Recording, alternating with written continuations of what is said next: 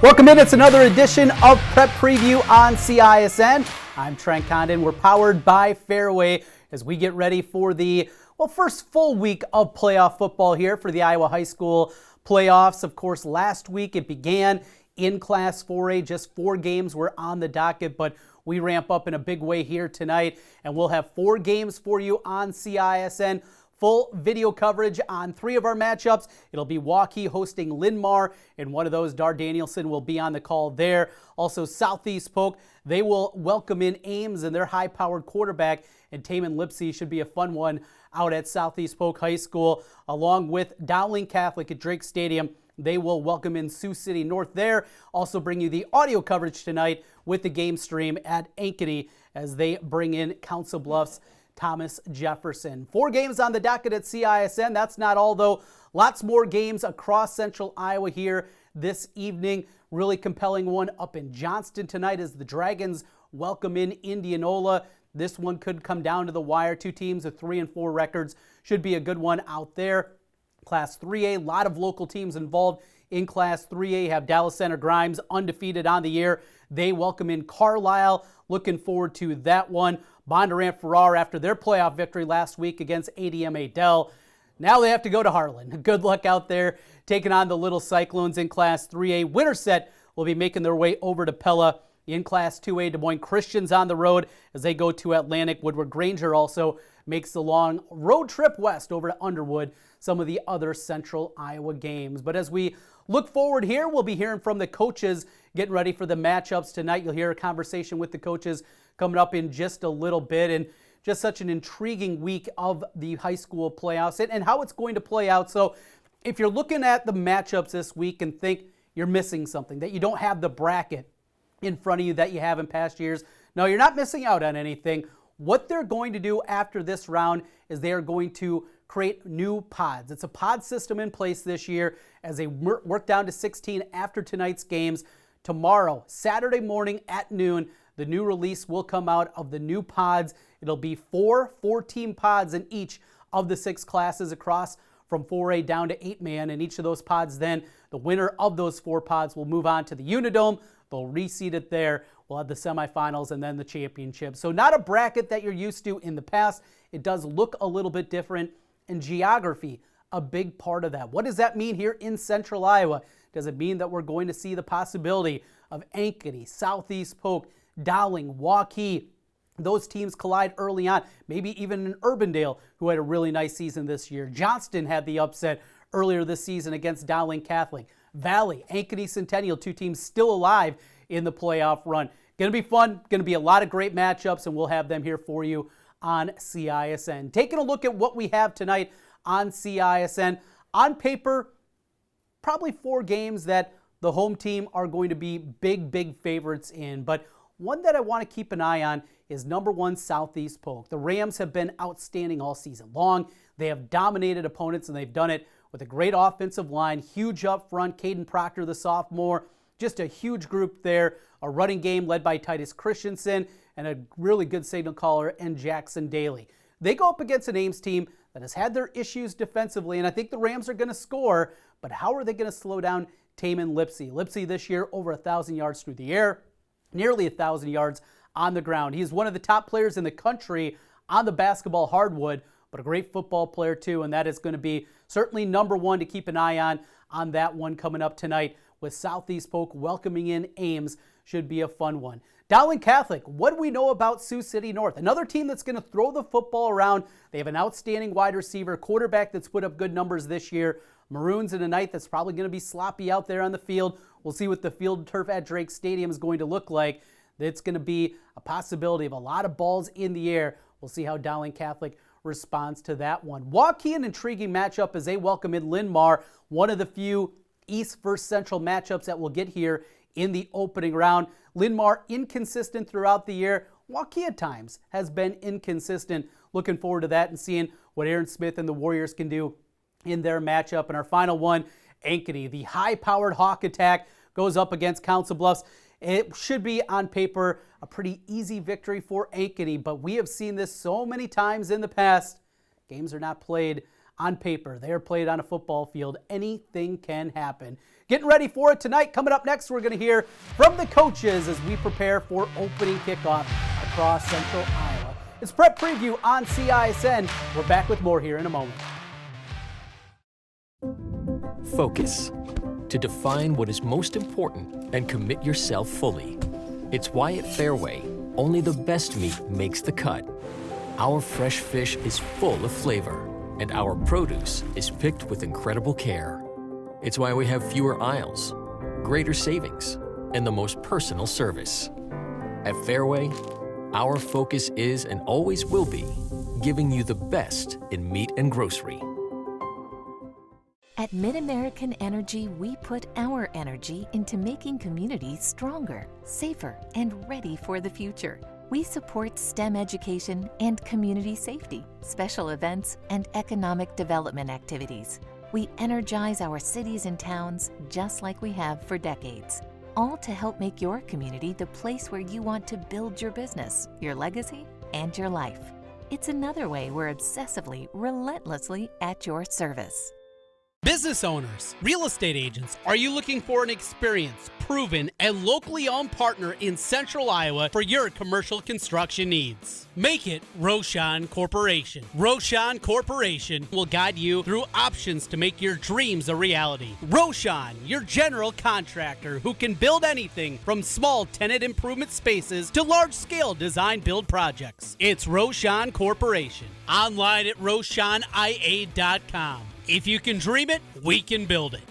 You can buy a new Ford at any Ford dealer. Why do people buy from Schottenkirk Ford Indianola? We understand you have choices. We're willing to re-earn your business every time you visit us. Schottenkirk Ford Indianola, SchottenkirkFord.com. We create an exceptional customer experience. One customer at a time, every time. We never compromise. Trust, integrity, honesty, hard work. Let us show you why people drive to Indianola to buy Fords. Schottenkirk Ford Indianola, SchottenkirkFord.com.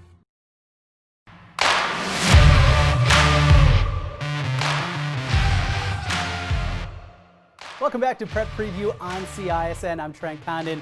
Getting ready for Ankeny tonight. The second-ranked Hawks have played great football all season long, and it's now playoff time after a bye week for them. Rick Nelson, the head coach for the Ankeny Hawks. Up next here, conversation with the coach on CISN.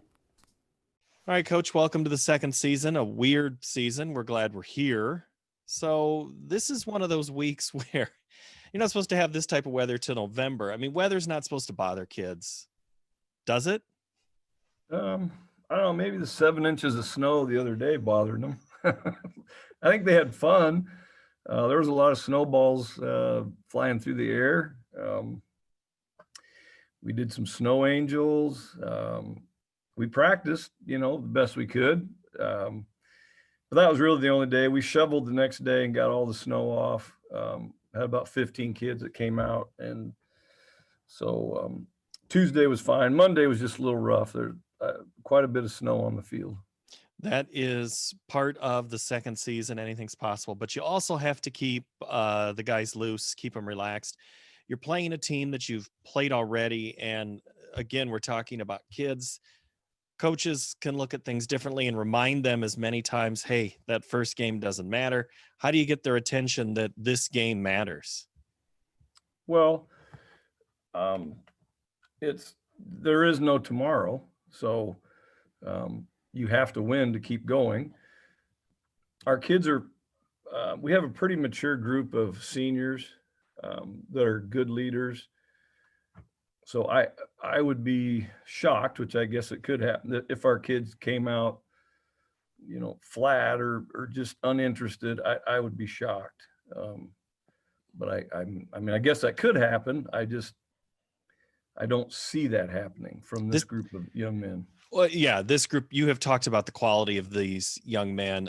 These guys do seem like they're playing with a sense of purpose. I asked you the other day, what side of the ball is playing well? And you kind of, I think, wanted to say both, but really the defense has done well for you. Yes, and they'll TJ, their offense tonight is tough. Just it's very compact. they run the hard dive. Our kids just can't get knocked off the ball. So that'll be the key tonight. What about offensively? I mean, you're starting to get Arlen Bruce into the mix more. You have a little better sense of what he can do. You keep Colin Cadall fresh. You also, again, it is just a series of weapons and talents that you have. Yes, it's we really are trying to put packages together, different personnel groups. We're going to play Falk more on defense throughout the playoffs. He's done a really nice job picking that up.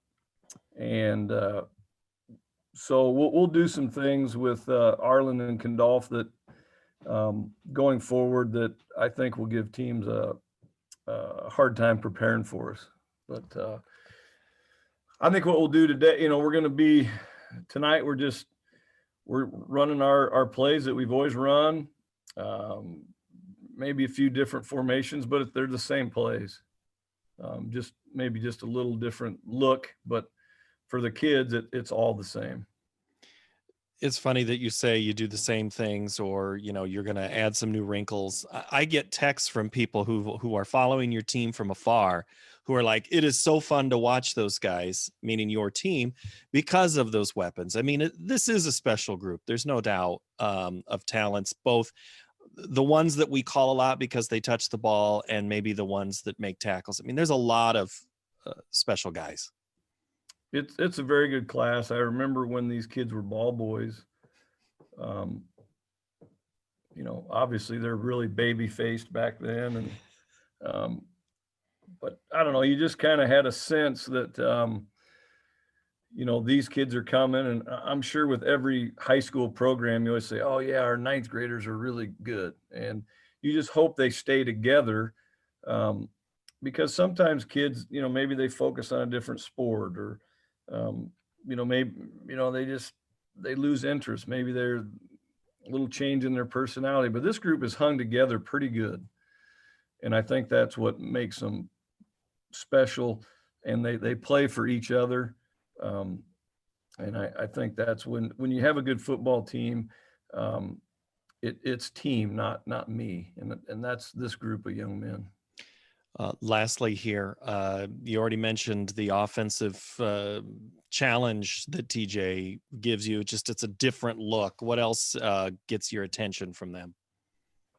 Well, I mean, I think they'll, they did a double pass last week. They did 2 onside kicks. I just think they're going to do some things that our kids need to be focused, so that we don't let them get another possession, because they can eat the clock up. I mean, I think our kids, we only had 20 offensive plays in the first half. The first time we played Thomas Jefferson. So we need to make them punt and just be ready for, I don't think they're trick plays, just unique plays or special plays, and then special plays on the kicking game. Fake punt, onside kick, reverse on kickoff. I just think they'll try to come with, as many bullets in their gun as they can. All right. Head coach of the Ankeny Hawks, Rick Nelson. Coach, thank you so much. Focus. To define what is most important and commit yourself fully. It's why at Fairway, only the best meat makes the cut. Our fresh fish is full of flavor, and our produce is picked with incredible care. It's why we have fewer aisles, greater savings, and the most personal service. At Fairway, our focus is and always will be giving you the best in meat and grocery. If you plan to buy a franchise business, or you're thinking of starting a new franchise, there's a lawyer right here in Central Iowa that can help you through the process. Rush Niggett of Brick Gentry Law PC has set up an affordable service to help individuals considering buying or starting a franchise business. Learn more online at rushonbusiness.com. Let Rush Niggett help you buy or start your franchise. Rush Niggett, the franchise lawyer with Brick Gentry Law PC. It's good to have Rush on your side. In Iowa, we grow corn, but to us, corn is more than a cash crop. It's part of who we are. Corn supports our livestock, helping our animals thrive. Corn fuels us. Ethanol powers our state as we push towards a clean, burning future. Corn nourishes us. It gives us an abundance of good food that nourishes our families, helps our student athletes grow stronger. In Iowa, we grow corn. But the truth is, corn grows Iowa.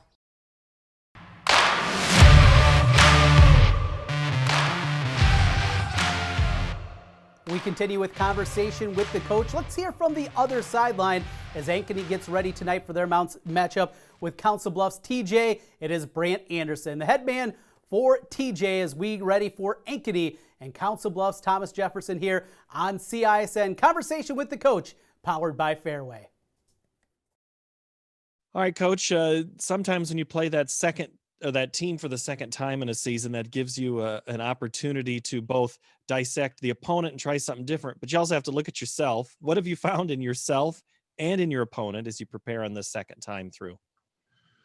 Well, one thing that we found versus Ankeny from the first time is we have to be much better in the special teams areas of keeping the ball away from the athletes. Ankeny has some high-level athletes, some guys that are really good in open field. It's not our best advantage to punt or kick the ball right down the middle of the field.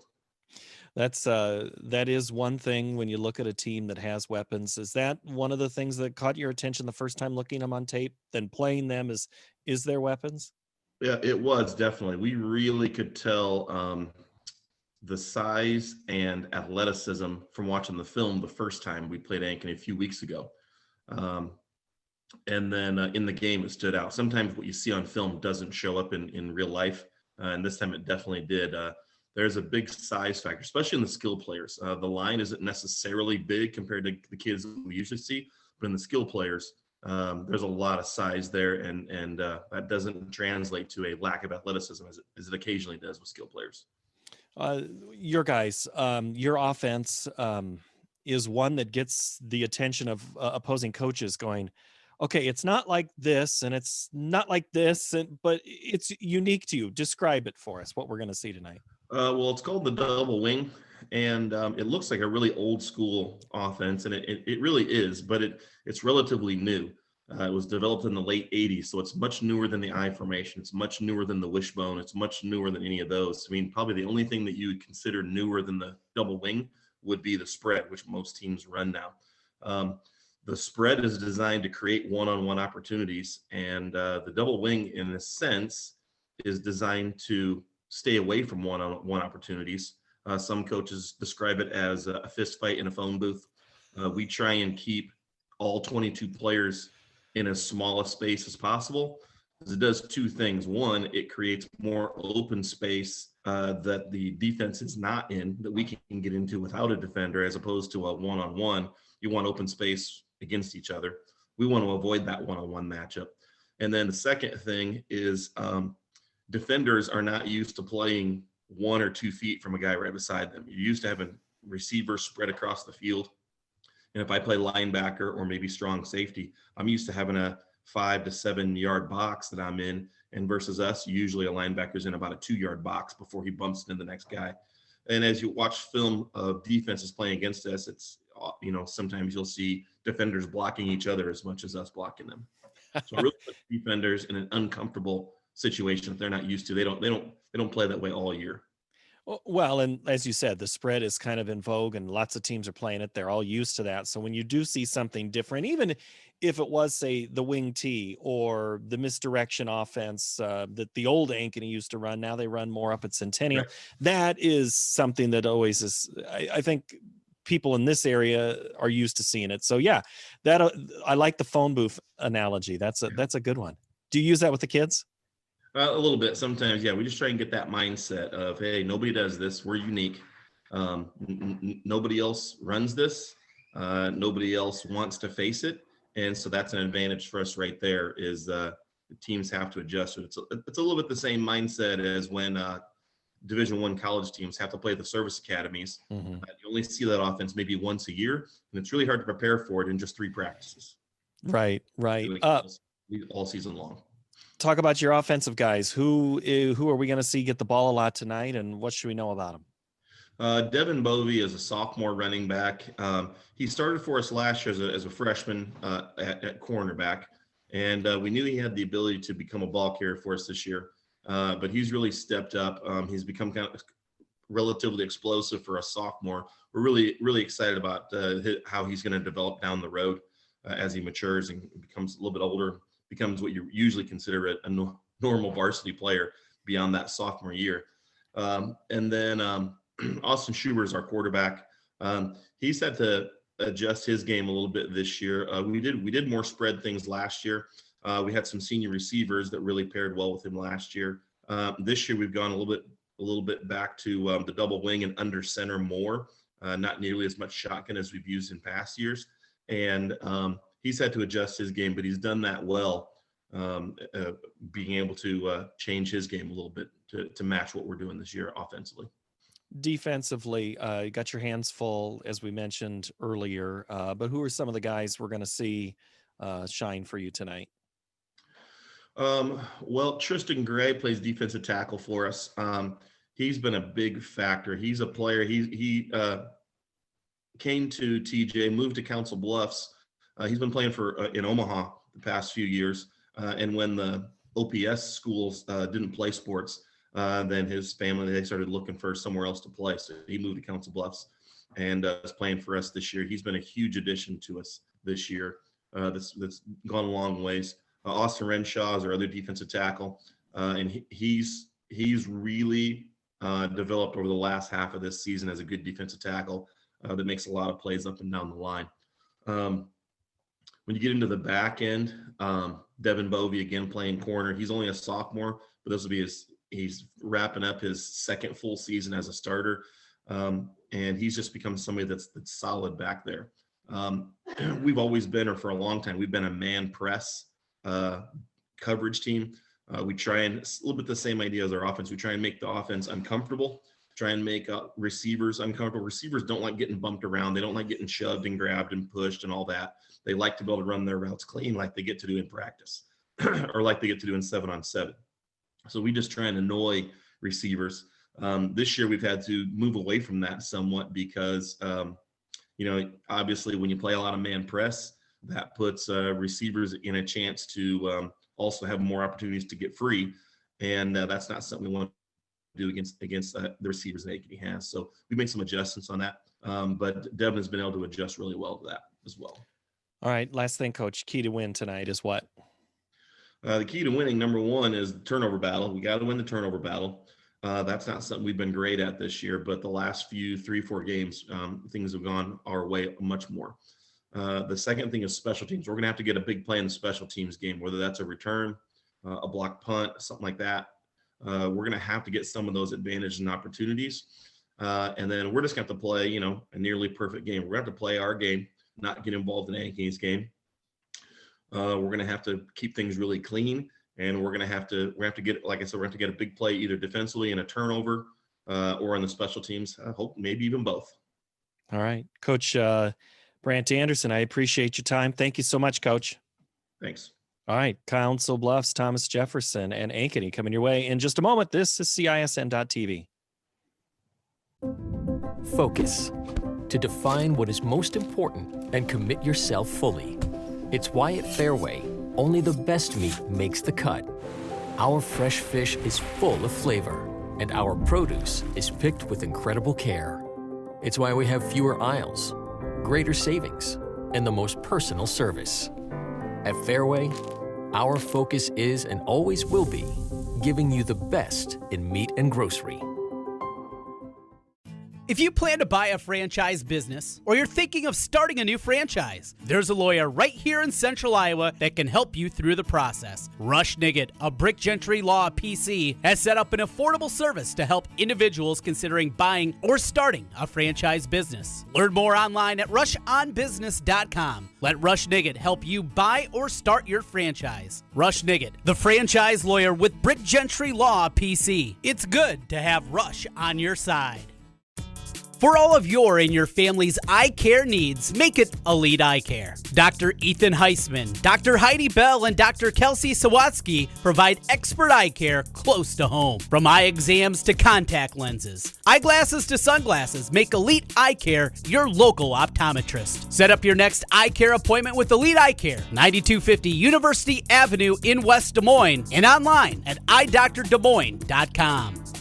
Business owners, real estate agents, are you looking for an experienced, proven, and locally owned partner in Central Iowa for your commercial construction needs? Make it Roshan Corporation. Roshan Corporation will guide you through options to make your dreams a reality. Roshan, your general contractor who can build anything from small tenant improvement spaces to large-scale design-build projects. It's Roshan Corporation. Online at RoshanIA.com. If you can dream it, we can build it.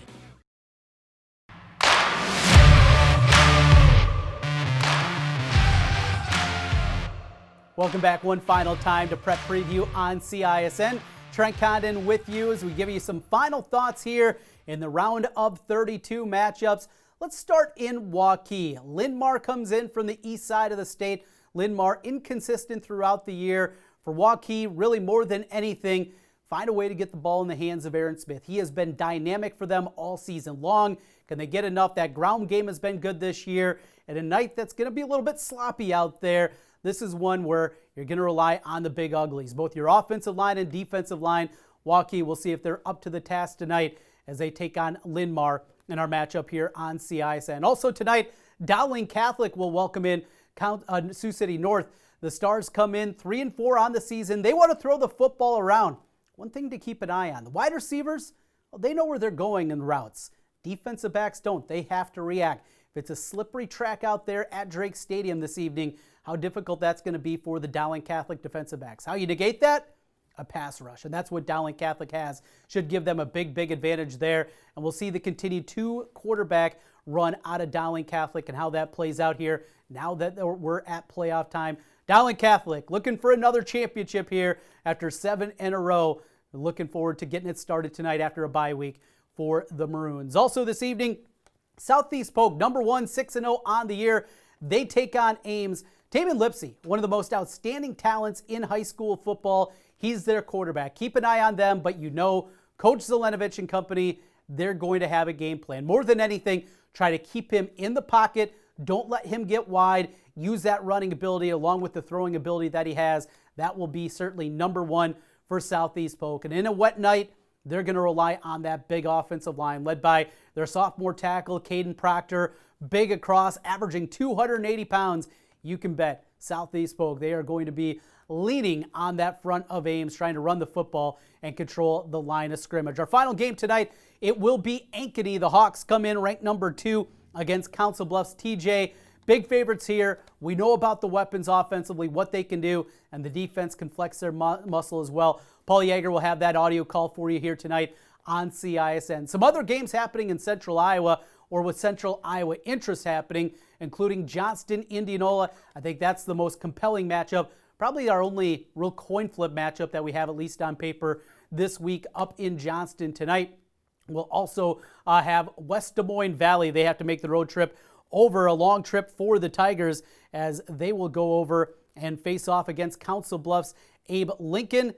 Still Valley, this is a road game, but you think the Tigers have a chance to get to the round of 16. Been playing some better football. That offensive line has made big improvements. We'll keep an eye on that one. Down in Class 3A, DCG undefeated on the year. They'll get a tough matchup tonight as they got Carlisle coming in. Bondurant Farrar, they go over to Harlan to take on the undefeated Little Cyclones. We'll see what the Blue Jays have in store there. They're going to look to try to make that, stretch the game out, run the football, control the line, and see if they can walk away with the big upset victory. Also had Des Moines Christian in Class 2A. They're on the road for Atlantic. Woodward Granger on the road. Just some of the many games we're keeping our eye on. After tonight, we will be down to 16 in each of the classes. Those playoff pairings will come out. The pods in each of the classes will be released Saturday right around noon time. Keep your eye out and keep your eye right here, CISN, as we will continue with our coverage throughout these high school playoffs. That'll do it for our pregame show here tonight on CISN Prep Preview powered by Fairway. Thanks to all the coaches. Thanks to all of you for listening. Enjoy your game tonight on CISN.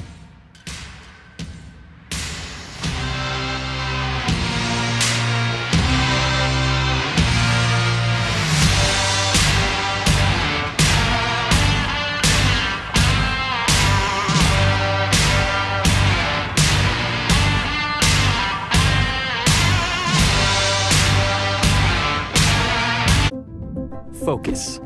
To define what is most important and commit yourself fully. It's why at Fairway, only the best meat makes the cut. Our fresh fish is full of flavor, and our produce is picked with incredible care. It's why we have fewer aisles, greater savings, and the most personal service. At Fairway, our focus is and always will be giving you the best in meat and grocery.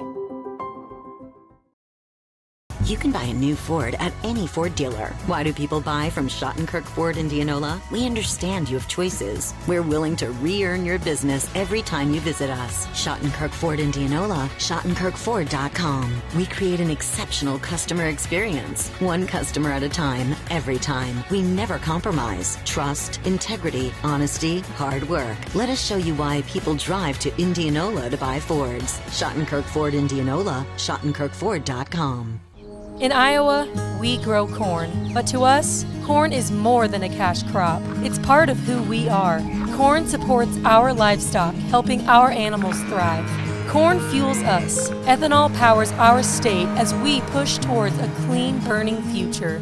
Corn nourishes us. It gives us an abundance of good food that nourishes our families, helps our student athletes grow stronger. In Iowa, we grow corn, but the truth is, corn grows Iowa. At MidAmerican Energy, we put our energy into making communities stronger, safer, and ready for the future. We support STEM education and community safety, special events, and economic development activities. We energize our cities and towns just like we have for decades, all to help make your community the place where you want to build your business, your legacy, and your life.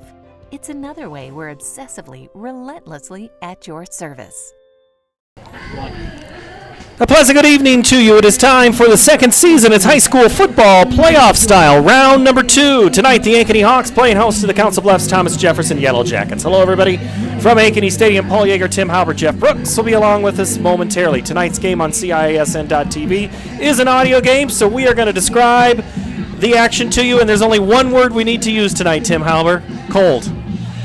It's a little bit chillier than it was last time that we were here. Yes, how much? I remember 2 weeks ago I was golfing and it was 80 degrees, and not tonight. It was allegedly supposed to be 70 yesterday, but we never made it that. We've played a week with snow. We had Monday here in Ankeny. There was a forecast of less than an inch. We ended up with 7 in parts of town. Monday's practice, almost a wash. Ankeny coach Rick Nelson tells us, hey, I said, did you have to move snow to practice? He goes, yeah, and we could only use a little bit of the field, so they didn't have to do weights that night. Players are rejoicing, but yeah, tonight, not only is it cold, but there's a brisk wind coming out of the northwest. We'll see how that affects the game, kicking-wise. Passing has to be crisp, or if it floats out there, it's going to start wobbling, and it'll be interesting to see how the special teams react to this cold weather. This is the first playoff game for Ankeny. They got the bye in the first week. Council Bluffs, Thomas Jefferson, they are veterans at this. TJ beat Sioux City West for the second straight week. Last week they won 49-7, and they also knocked off West at the end of the regular season back on the 9th of October, 41-23. But let's go back to the 18th of September when Ankeny and TJ did battle. The Hawks went over to Council Bluffs in Pottawatomie County. It was a 68-0 win. In that contest, it was a whole lot of Ankeny. Chase Bauer, 5 of 8 passing, 150 yards, 4 touchdowns through the air, Tim. That was really here is Jace Bauer, this kid's for real game, kind of his coming out.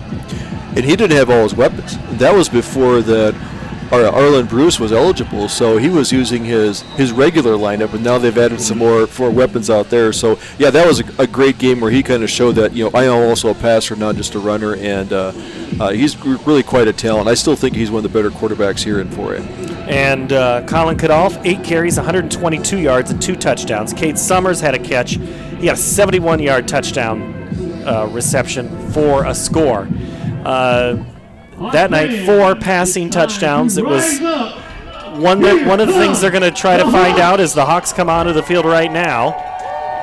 As they make their way in, the smoke machine is sending all of that smoke pretty quickly to the south. The Hawks tonight in their home maroon tops with gold pants. TJ has yet to come back out onto the field. Both these teams have had their warm-ups and trying to throw the football, Tim. I mean, we talk about it in August and September of, well, you got to get ready for playoff football because this is the kind of night you're thinking about when it's playoff football weather. Your finger's a little bit colder. The ball can get a little slick out here. I don't know if the field has much moisture on it, but kind of passes that work well. If you sit them in the zone, if you're looking at hitting in the seams, you don't want to get too many screen passes or look at little light flares out there. So I like to have more a crisp passing game out there if you're going to find success on the field. All right, and finding success for TJ tonight, it's been a campaign where they have been running a new offense. They're running something that not many teams run.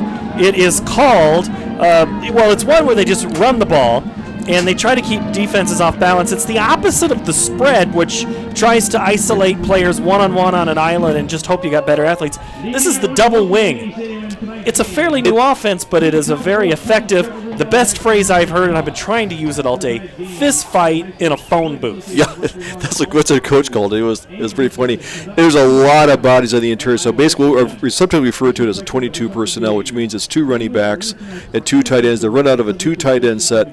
They run sometimes a single tailback and then 2 wing backs, and they'll cross a lot. So you got to find the guards will pull in this offense. So you really got to have defensive presence and watching where the ball and where your gaps are. All right, we are going to talk a little bit more about TJ and Ankeny as we get ready for kickoff in just a couple of minutes as both teams are out onto the field, and we will be back to Ankeny Stadium in just a moment for this playoff action on CISN.TV here from Ankeny Stadium. When we say Jeep, we mean lots of Jeeps. And when we say super, we mean super savings at the all-new Jeep Superstore, Deary Brothers Chrysler Dodge Jeep Ram Waukee. During Jeep Adventure Days, new Wranglers $4,000 off, new Grand Cherokees over $9,000 off, or get 0% for 84 months on new Jeeps. New Gladiators up to $6,050 off. First to build Iowa's only standalone Jeep showroom. Jeeps cost less in Waukee. At the all-new Jeep Superstore, Deary Brothers Chrysler Dodge Jeep Ram Waukee. An annual mammogram is still the best way to detect breast cancer early and sets a great example for those you love. With Iowa Radiology's state-of-the-art technology, the best trained team in Iowa, and a passionate dedication to patient care, why would you go anywhere else? For something this important, the choice is simple. Call or text to schedule today or visit iowaradiology.com. See why more women choose Iowa Radiology. Their focus is our good health. Save thousands now at Schottenkirk Chevy Waukee. 15% off 2020 Equinox and 2020 Trax, or 0% for 84 months. 15% off 2020 Sonic and 2020 Spark. WaukeeChevy.com. 12% off 2020 Blazer. 10% off 2020 Colorado. Up to $15,000 off new 2020 Suburban. We're in a position to give you more for your trade. As always, we're a partner you can count on. Schottenkirk Chevy Waukee. WaukeeChevy.com.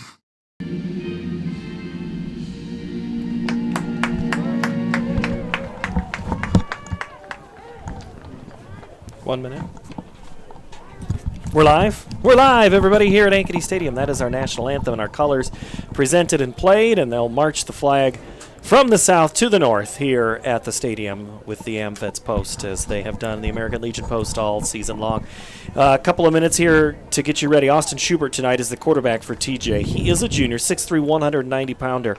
He's 10 of 35 for 172 yards passing, rushing 58 for 219. There are a lot of guys, Tim, on this team that have run the football for TJ. A lot of guys are going to touch the ball, and they're all going to try to do the same thing, be very physical with the football.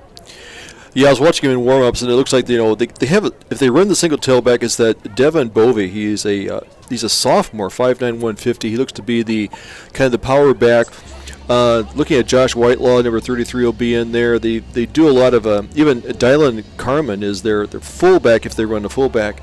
We'll see a lot of the crossing. It'll be hard for us to decipher who's coming out. We're looking as Coach said, if you watch the guards, if you follow the pulling guards, you're going to follow the play. And the thing is, with the defense, they got to keep everything inside, because if you get caught up and not protect your gap, and if you overplay, it creates a bigger gap. We're going to see these runs. So if the defense can keep them down, get them into a 3rd and long, that's going to be the key for the Ankeny Hawk defense. And Bovey is a guy, as a sophomore, had started as a freshman on the defensive side. He is one of many players that are on both sides of the football, both offense and defense. We'll see Bovey. We'll see Schubert a little bit on defense.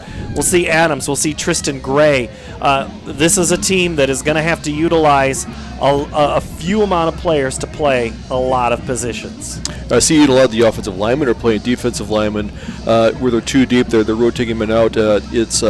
They got some size. I'm looking at their, across the board. They got some guys 275, 245. So they got some size. But when you're playing both ways and you're playing against a team like Ankeny who has more platoon-style football, later on in the game, that kind of gets to wear on you. They're making their way out to midfield right now for the ceremonial coin toss. And TJ will receive the opening kick, and they will go from south to north. And the next member, 3rd member of our broadcast team is Jeff Brooks. And Jeff, I don't have to give you the weather report. You are living it, but here it is anyway. 35 degrees right now, feels like 25. We're going to get down to about freezing, 32 before the night is through. The wind is out of the northwest at 17 to 25. I guess the question is, Jeff, can you confirm? I can confirm that. Well prepared tonight. No shorts. That's all right. Although there is a coach on the other side wearing shorts tonight. He's proven a point. There is no moisture on the field. You guys asked that question. It feels good. So, look for an exciting game. I'm watching some warm-up passes. Doesn't seem to affect Bauer that much going into the wind. It was 15-yard passes he was throwing. So look for short passes, but it should be a running game on both sides. So I think it'll be a fun game.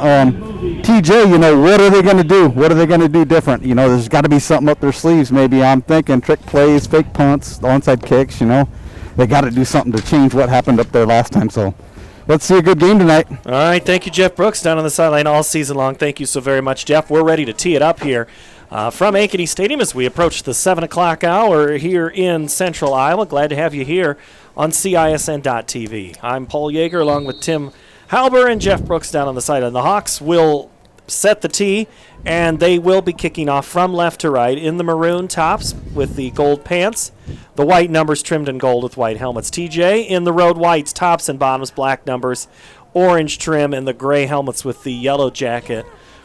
Awesome logo on the side of the helmet. The opening kick is underway. High end-over-end kick taken back at the 3-yard line by TJ, and it's going to be up to about the 15-yard line for that's Blake Benow, and that is where TJ will start at 1st and 10 here in the first quarter. Looks like Crandall there on the tackle on special teams. As Coach said, he likes to put their better players on special teams because it's such an integral part of the game. So we'll see a lot of guys that start will also play on the kickoff and kick return coverages. Well, it is a different night coaching-wise for TJ. Head coach Brandt Anderson back in Council Bluffs on a quarantine all week. So Ryan Lutz is the guy who's running the show over here tonight. And just like advertised, Tim, it is a packed line of scrimmage. Underneath center is Schoenfeld. And they go right up the gut, or Schubert that is. And that wedge gets up across the 25, almost to the 28-yard line. And it is hard to see who carries that football. It is. Last guy up. I saw that the right guard, McKinley Maisel, is in there, blocking. Looks like it's a little more like a dive play. There isn't a lot of pulling and trapping that I can see, but it's hard to tell. It looks like a rugby scrum out there. So once we get used to the pace of their offense, we can make a better determination.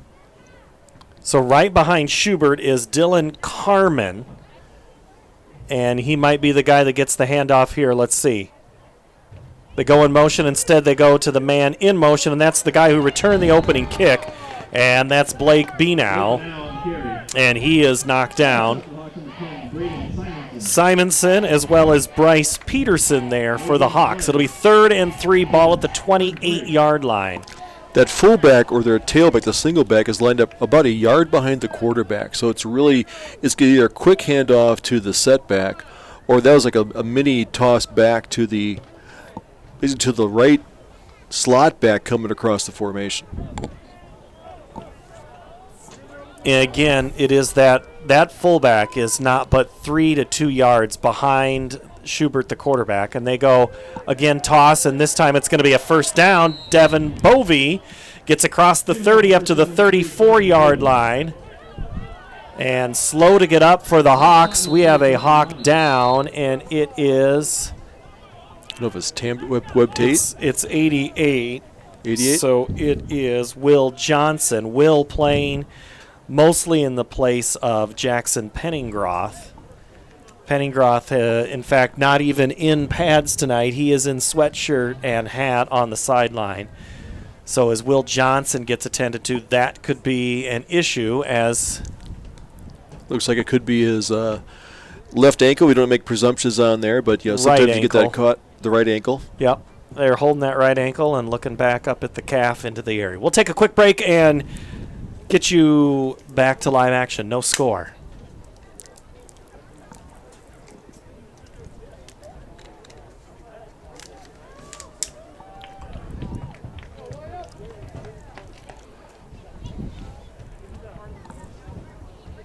Hi, I'm Joe the Car Guy with Westside Auto.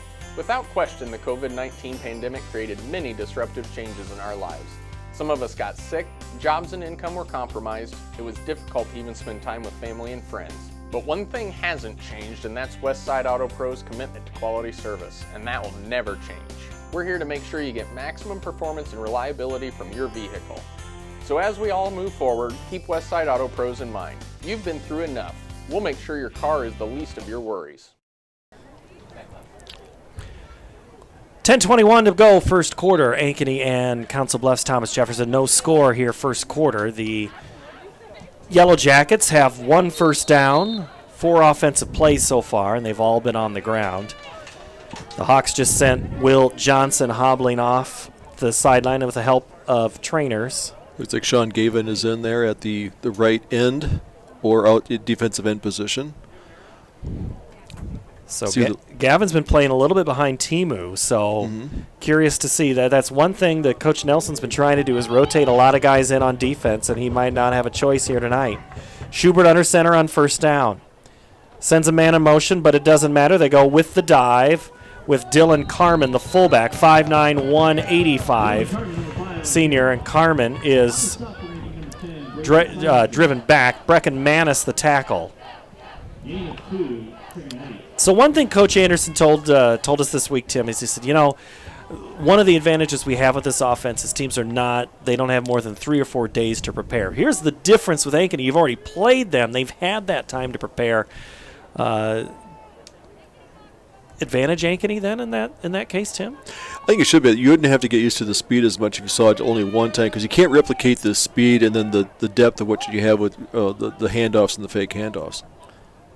Again, they go toss with Bovee, and he stood up about the line of scrimmage. Timu, Nixon comes around the backside, gain of about 2. It'll be 3rd and 5, 8:53 to play, first quarter. One thing teams try to do on Ankeny, Tim, is this exact thing. Run the ball, milk the clock, limit the possessions Ankeny has. Yeah, big third down because this is where the key for Ankeny defense is. They got them in a 3rd and long. Pinch them down because I'd be surprised if Jeff was going to try to go to the air on the 3rd down and long. Schubert looks under center, then looks to the right side to the sideline. They go Bovee, right side, spring to the outside, and he is going to be short of the first down. First there was Bryce Peterson. Also, Ryan Crandall came up from that safety position. It'll be 4th down. Punt team comes on for TJ and the receive team. Arlen Bruce, Brody Brecht go back deep for the Hawks as the clock ticks under 8 minutes to go. No score first quarter. Nice play by Bryce Peterson. He got in the backfield. He was like 5 yards in the back. Caused the running back to have to dip back outside farther, getting a farther depth than he needed to. Created the defense, came over and helped him out and kept it to a no gain, or actually a 2-yard loss. Carter Harold to punt back at his 25-yard line. Calls it out. Brecht and Bruce come up. They come up short. That kick is into the wind, and it goes almost to the sidelines and into the bleachers on that far sideline where the TJ faithful have made their way, and we'll see the Ankeny offense for the first time here tonight at 7:30. So early possession. TJ does get some positive yards. It's not that they're getting stopped at every moment. They are getting some positives.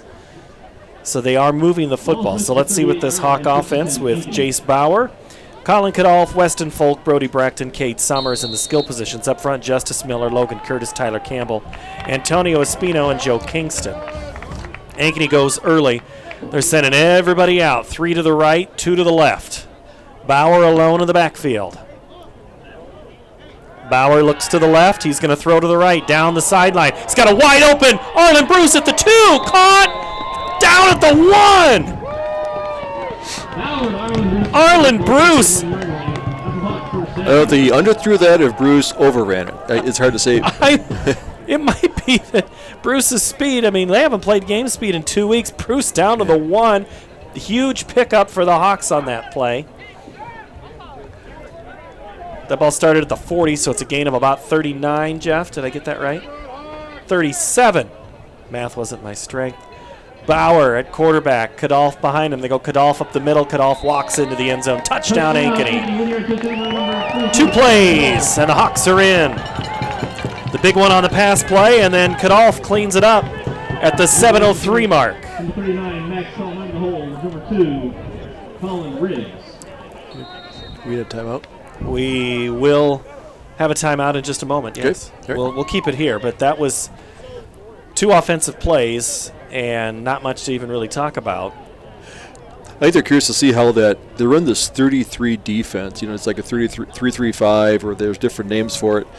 To kind of, what it does is pulls everybody out wide, and when you have a spread offense like that, it really pulls. You can't put too many people in the box, so spread out to kind of see how they react, and then found a seam, just use the speed out there to get on top of the safety. Missed PAT will step away. Hawks 6, TJ 0. This is CISN.TV. Save thousands now at Schottenkirk Chevy Waukee.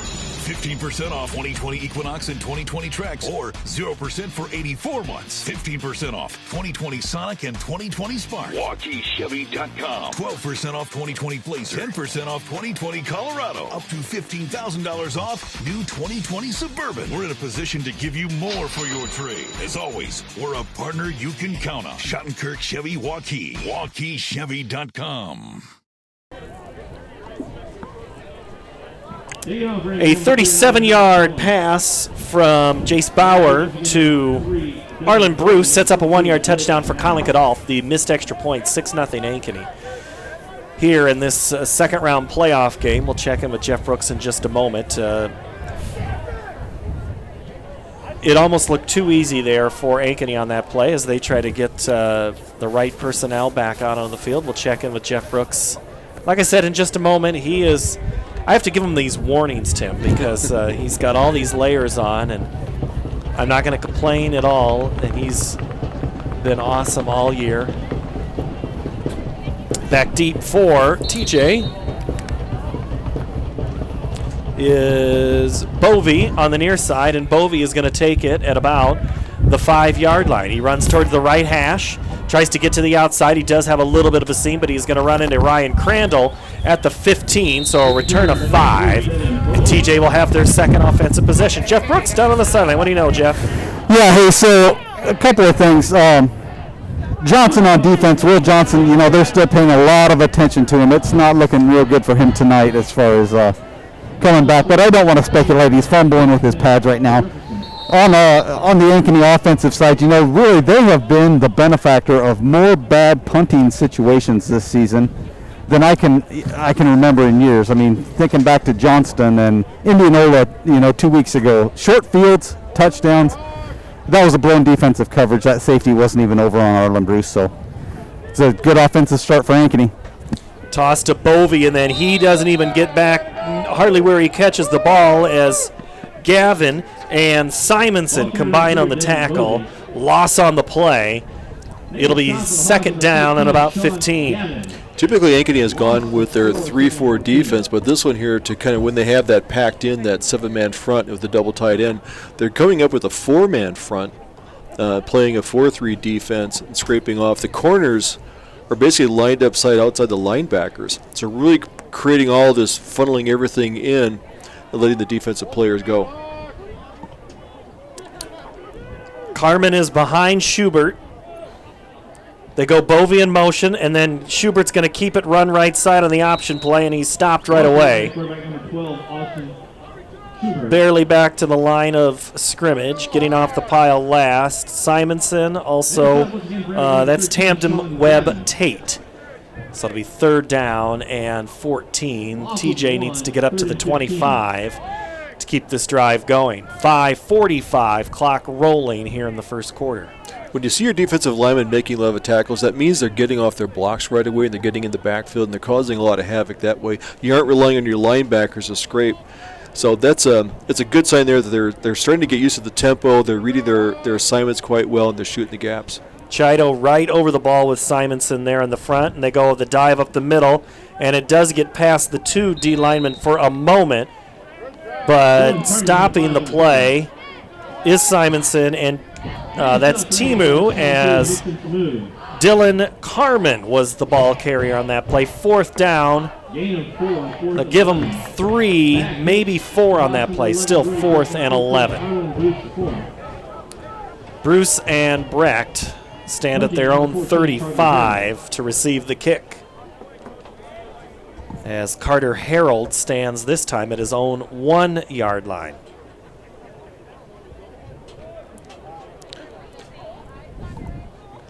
Really blocked it last time.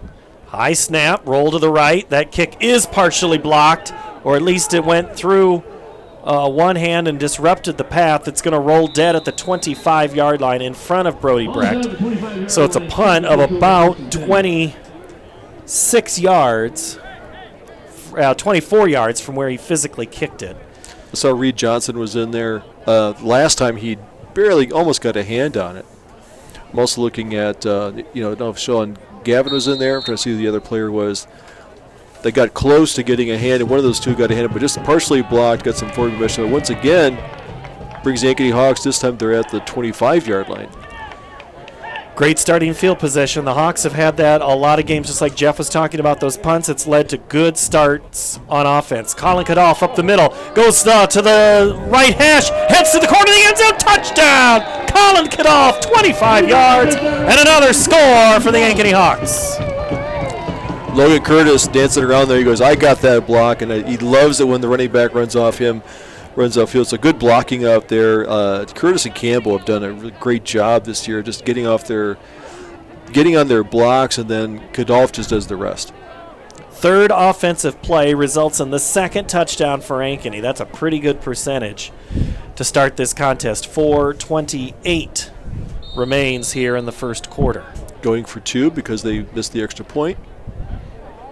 And that's a good practice right there. That's one of those things that you might need, that 2-point conversion at some point in the season. Kadolf, now he sends McCullough to the left side. They look to throw into the back flag. They go Brady McCullough, touchdown on the 2-point conversion. Nice looking play. He goes back, right to left across the formation, cuts up right after he gets past the tight end. He does an up and out. The little cross there, the outside receivers cutting in, wide open, perfect pass by Bauer. All right, Hawks lead 14-0, 4:24 to go first quarter. Focus. To define what is most important and commit yourself fully. It's why at Fairway, only the best meat makes the cut. Our fresh fish is full of flavor, and our produce is picked with incredible care. It's why we have fewer aisles, greater savings, and the most personal service. At Fairway, our focus is and always will be giving you the best in meat and grocery. Obsessively, relentlessly. That's what you can always expect, even when faced with the unexpected. It's a service we take seriously, providing comfort in the rain, tools to help you save, a helping hand along the way, and from a safe distance away. Delivering the energy you need while going the extra mile.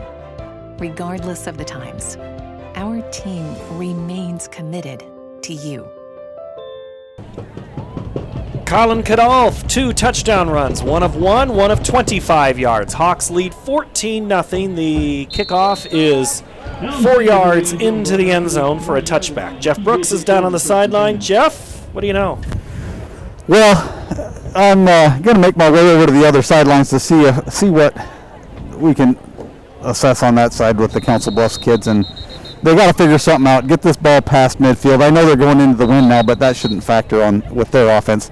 I know they have a lot of pride. They got a few seniors out there playing, so let's see if they can't make some sort of a push here and answer what Ankeny just did. I mean, short-sided field again, like you said, and boy, they took advantage of it, you know. And on those 2-point conversions, I don't think Ankeny's showing too much that's not out of their playbook originally. So that play to McCullough was something. He was in motion. But, Jeff, I got to ask about Kadolf on that last touchdown run.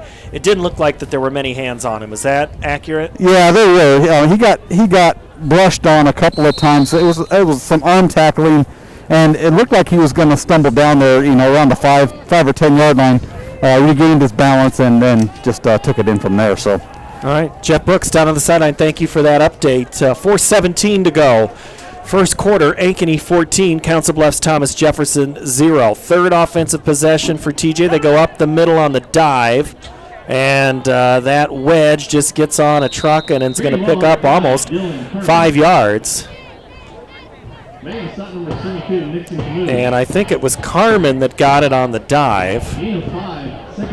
When you get in that wedge, we were just talking, I think, Tim, Iowa State, did they just get something like a 6'4", 300-pound quarterback today in recruiting, or yesterday? Did you hear this? No, I haven't. He's also a quarterback in addition to a defensive player, and I don't know if it's a scholarship or a walk-on, but it's could you imagine something like that? And I tell you what, that's kind of like trying to tackle the wedge, is you feel like you're tackling a bunch of guys. They go dive underneath, and through the hole is Carmen. He's into the secondary, up on his feet to the 40-yard line before he's tackled. Simonson and Crandall and Manis were there. Good leg drive. Just boom, right through. Yeah, quick hitter because you barely have time to get off your block, and then he's already by you. So a good line play. You know, the dive play works inside the tackles for Council Bluffs. So, and they got some size. You know, they got, Moreno comes in at 6'4", 275. You know, the center's 245. So the other tackle's 265. So they got some heft up there if they can get a push, and the tight ends kind of come in behind it and kind of keep the drive, moving. Schubert under center. They go dive again with Carmen. Carmen gets across the line of scrimmage and maybe 2. Bryce Peterson in there for the tackle. Tivu comes in, give a little more heft there at the nose. Now I'm just reading from the sidelines, looking at the coaches. Tim, I saw one coach motioning to the officials a chop block. What's the difference between the chop and the low block that you might be trying to do with this offense? We can't double team, where someone hits high and low. Chop block is when you're getting inside the interior line, then they're getting into the, below the knees. They go toss to the man in motion, which is B now, and the fullback. It was a good controlled run. It brings up third down. Nice job by Cornwell, where he really keeps everything turning in. So the running back has to keep turning into the defensive pursuit. So you could give up 3 and 4 yards. Keep it under. Don't bring up the big play. So keep your gap assignment. So the corners have done a really good job of really forcing a lot of actions into the linemen and the linebackers. Minute 33 to play, first quarter.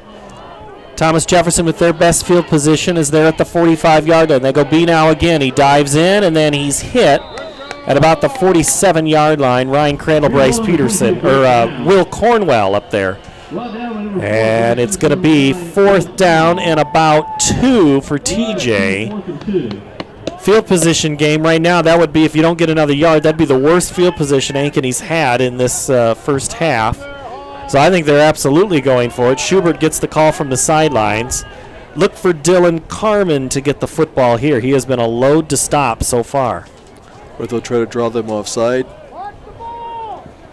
And somebody in the stands heard you, said watch the ball. Schubert, they go with the dive, and it's not going to be there. I do not think that Carmen's going to get any further. In fact, I think that is as... I don't even know if he got back to the line of scrimmage, so it's a turnover on downs. Gavin's in there, Simonson. They crashed down yet for the end positions. They took both inside slants. You really are bringing in 5 within their interior 5 and got inside the gaps. There was no room for the fullback, for Carmen to run. So good defensive stand there by the Ankeny Hawks, giving them the worst field position of here in the first quarter on their 48. So the Hawks will bring the offense out third time here in the first quarter. 39 seconds to go. The Ankeny offense has been extremely efficient. 3 plays, 2 touchdowns. Bauer, play action, goes to a wide open. Cade Summers caught at the 30, and he's wrestled down. Enough of a first down. And that tackle is made by Cameron Adams. Gain of the play of 19. Summers ran right off the left side hash marks, just kind of ran up that ladder, found an open spot, and caught the pass. First and 10 from the TJ 30. Blitz coming. Bauer gets it away, right open. Brecht intercepted by TJ. Brayton Krause comes up and just steps in front of that pass to Brody Brecht and returns it all the way up to the 30-yard line. 5 seconds to play in the first quarter. That ball just hung up. That's the second pass downfield that's been just a little bit short tonight. That time, Krause came up from his safety position and made the INT. He played a very good job there. I would say the Bauer was laid on. I think you saw that when he was open. And then he laid it up there, and then it was a little short because Brecht had to stop and turn to look for the ball, and then he made a good play in the ball. So those floaters like that downfield, I would tend to put a little more steam on it, but it's easy to say from up here. But that's a little bit, floated up there a little bit. Second one, he's kind of trying to lay it up there, let the wind take it. Only the 3rd interception of the season for Jace Bauer. He threw 1 in the regular season finale. They go with the counter, and it's the quarterback Schubert, and he's into the secondary, and he's up towards midfield. Great run by the quarterback as the quarter expires. Austin Schubert, big pickup. TJ's got some momentum as we go to quarter number 2. Ankeny 14, TJ nothing. This is high school football on CISN.TV.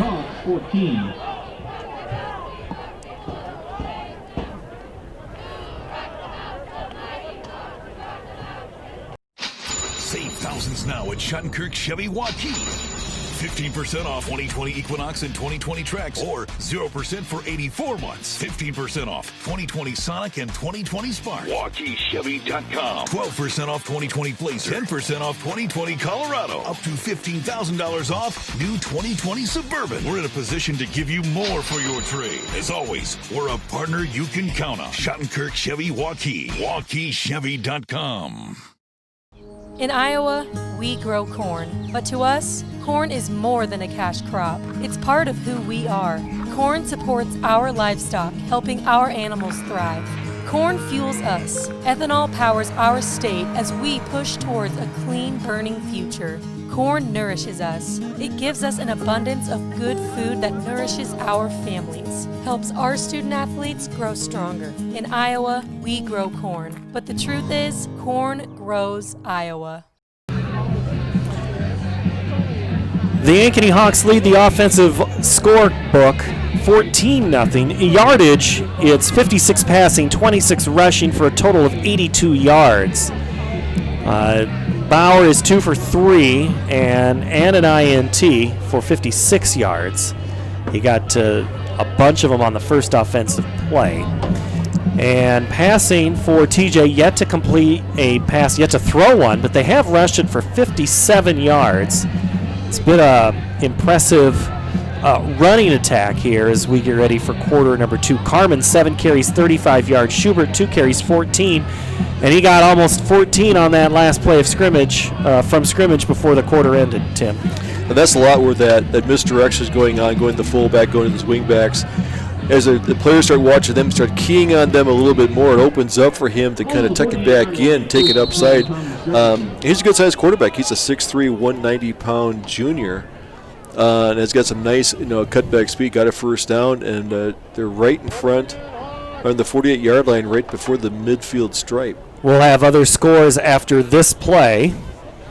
Going around in playoff football. Win or go home. Schubert under center to start the second quarter. They go with the man through on the swing left side, and that is, again, Blake Benow. He has been the used back, not listed on the 2 deep, but he has been impressive in this contest. Valley leads Council Bluffs Abe Lincoln 7-0. Dowling 16, Sioux City North 0. Indianola and Johnston 7-0 Indianola. Poke up early on Ames 21-0.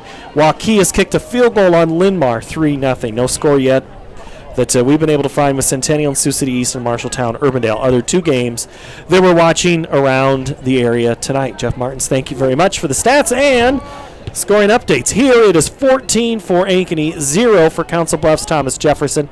Second quarter, TJ has the ball after an INT. The quarterback going to keep it and coming around to and prevent the quarterback from going any further was Manis, Simonson, and Will Cornwell. When they're so packed in there, Tim, it's hard to tell who's doing anything. There's a 1-yard loss there on the quarterback option where he tucked it, turned upfield. There's no place to go. 10:50 to play here in the half. Coming up at half, we're going to talk boys golf. Mike Weddingfeld, head golf coach for the Ankeny Hawks, 5th at state last week. Seems like an eternity ago when it comes to the weather. Schubert under center. He's going to throw the football, and it's going to be caught and then dropped, or the receiver is going to be dropped. That was Cameron Adams. He got up to the 49 into Ankeny territory. It'll be 4th down. First time that TJ has been in Ankeny territory, and they're going to punt the football away here as it's 4th and 7. Brecken Manis up there, and the great coverage up there. He read it quite well. The tight end sat down there right in front of the coverage. Ran a very short route, kind of hooked it there on the hash mark. He was there, made the tackle right away. Didn't allow him a chance to turn upfield, so a good stop with the Ankeny defense. Carter Harold on to punt for the 3rd time. He's at his 38. Brecht and Bruce are back at the 15. High kick. Brecht is going to take it at the 13. He gets a block from Bruce. He's up the 30 to the 35, spins around 40. Can't go any further because he is tackled by the arm and then the leg. Nice open field tackle, Christian Sumter. And it's a return of almost 30 yards. Ball up to the 40-yard line. Actually, it'll be at the 39. Jeff Brooks on the sideline there. What's going on, Jeff? Hey, I'm back at it with you. So lots of offensive opportunities there for Council Bluffs. I mean, they had some good momentum there, busted, got the interception, moved it up to midfield or so, going with the win now. So let's see if they can't make something happen. They got to stop this Ankeny offense. So Hawks have the ball, 1st and 10 from the 39 on their own side of the field. They go Kadolf around the right side. He makes a move. He's across midfield into the open. 40, 30. He's down that right far sideline. 20, 10, and he's hit, but down at the 1-yard line. A touchdown saving tackle by Thomas Jefferson. Kadolf, oh so close. He stumbled at the 20, Greg gapped his feet, was going for, stumbled at the 10. He looked like the quarterback for the Giants last night. Yes, was leaning forward. I was thinking the same thing. But he got a knee down there before he was diving for the end. He was going for the score, so tremendous run. His yards per carry is out of the world this game. Let's see if they go with Kadolf back to end the drive, and they do. Colin Kadolf, a 1-yard touchdown run for the Hawks. So Colin Kadolf, it has been all Colin Kadolf. He's got 2 1-yard touchdown runs and a 25-yarder. I saw Joe Kingston out there kick out at the end, created quite a wide hole there on the right side for Kadolf. So that's a running back's buddy right there. On to attempt the extra point, Max Pelham. Missed one, didn't get a chance after the second touchdown. Here to add the extra point, and he does. Ankeny 21, TJ 0. This is high school football on CISN. Don't sleep on Indianola. They could easily win that game. Yeah. Easily. An annual mammogram is still the best way to detect breast cancer early and sets a great example for those you love. With Iowa Radiology's state-of-the-art technology, the best trained team in Iowa, and a passionate dedication to patient care, why would you go anywhere else? For something this important, the choice is simple. Call or text to schedule today or visit iowaradiology.com. See why more women choose Iowa Radiology. Their focus is our good health. When we say Jeep, we mean lots of Jeeps. And when we say super, we mean super savings at the all-new Jeep Superstore, Deary Brothers Chrysler Dodge Jeep Ram Waukee. During Jeep Adventure Days, new Wranglers $4,000 off, new Grand Cherokees over $9,000 off, or get 0% for 84 months on new Jeeps. New Gladiators up to $6,050 off. First to build Iowa's only standalone Jeep showroom. Jeeps cost less in Waukee. At the all-new Jeep Superstore, Deary Brothers Chrysler Dodge Jeep Ram Waukee.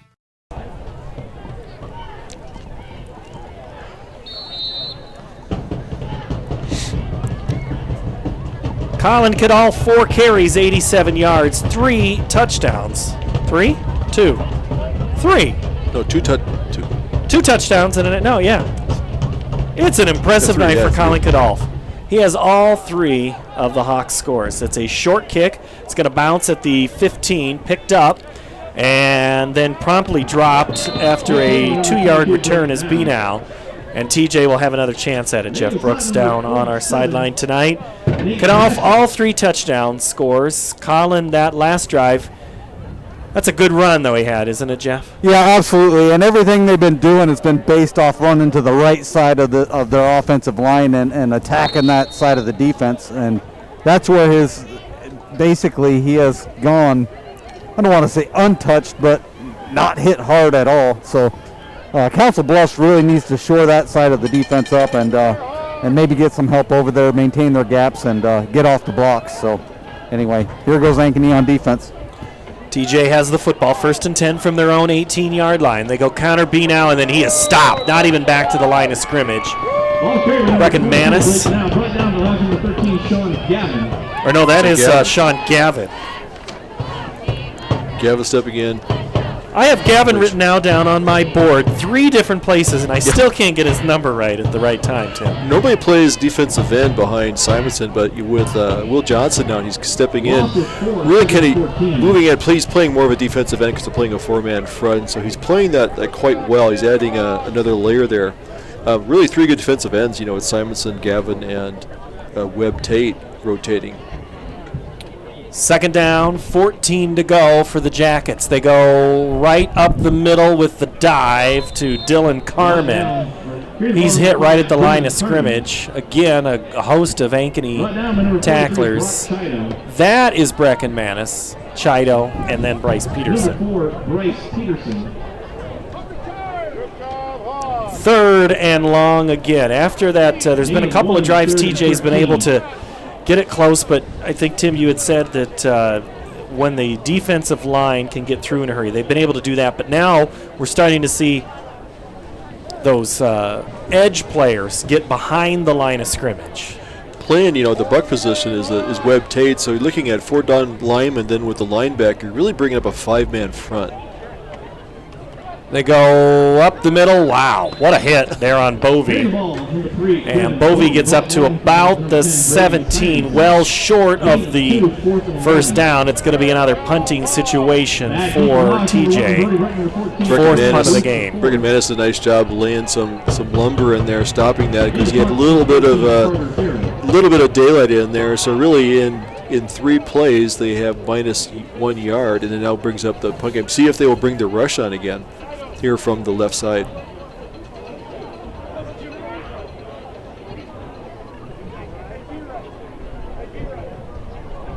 Snap of the ball. It's short to the punter, and it's not blocked. It's a punt that gets away. Nice high and unreturnable for Brody Brecht. That's probably one of the things that was talked about a lot. Brandt Anderson had told us earlier this week, Tim, he says, we just can't punt the football to Brecht. We just can't. Right. You know, I mean, it was obvious that, and he's not the only coach that said that to us this year. I was surprised he got the punt off. That was, for the way the snap was, he caught it and he kicked it. He's a one-step kicker, and that's probably to his advantage, because if he took a two-step,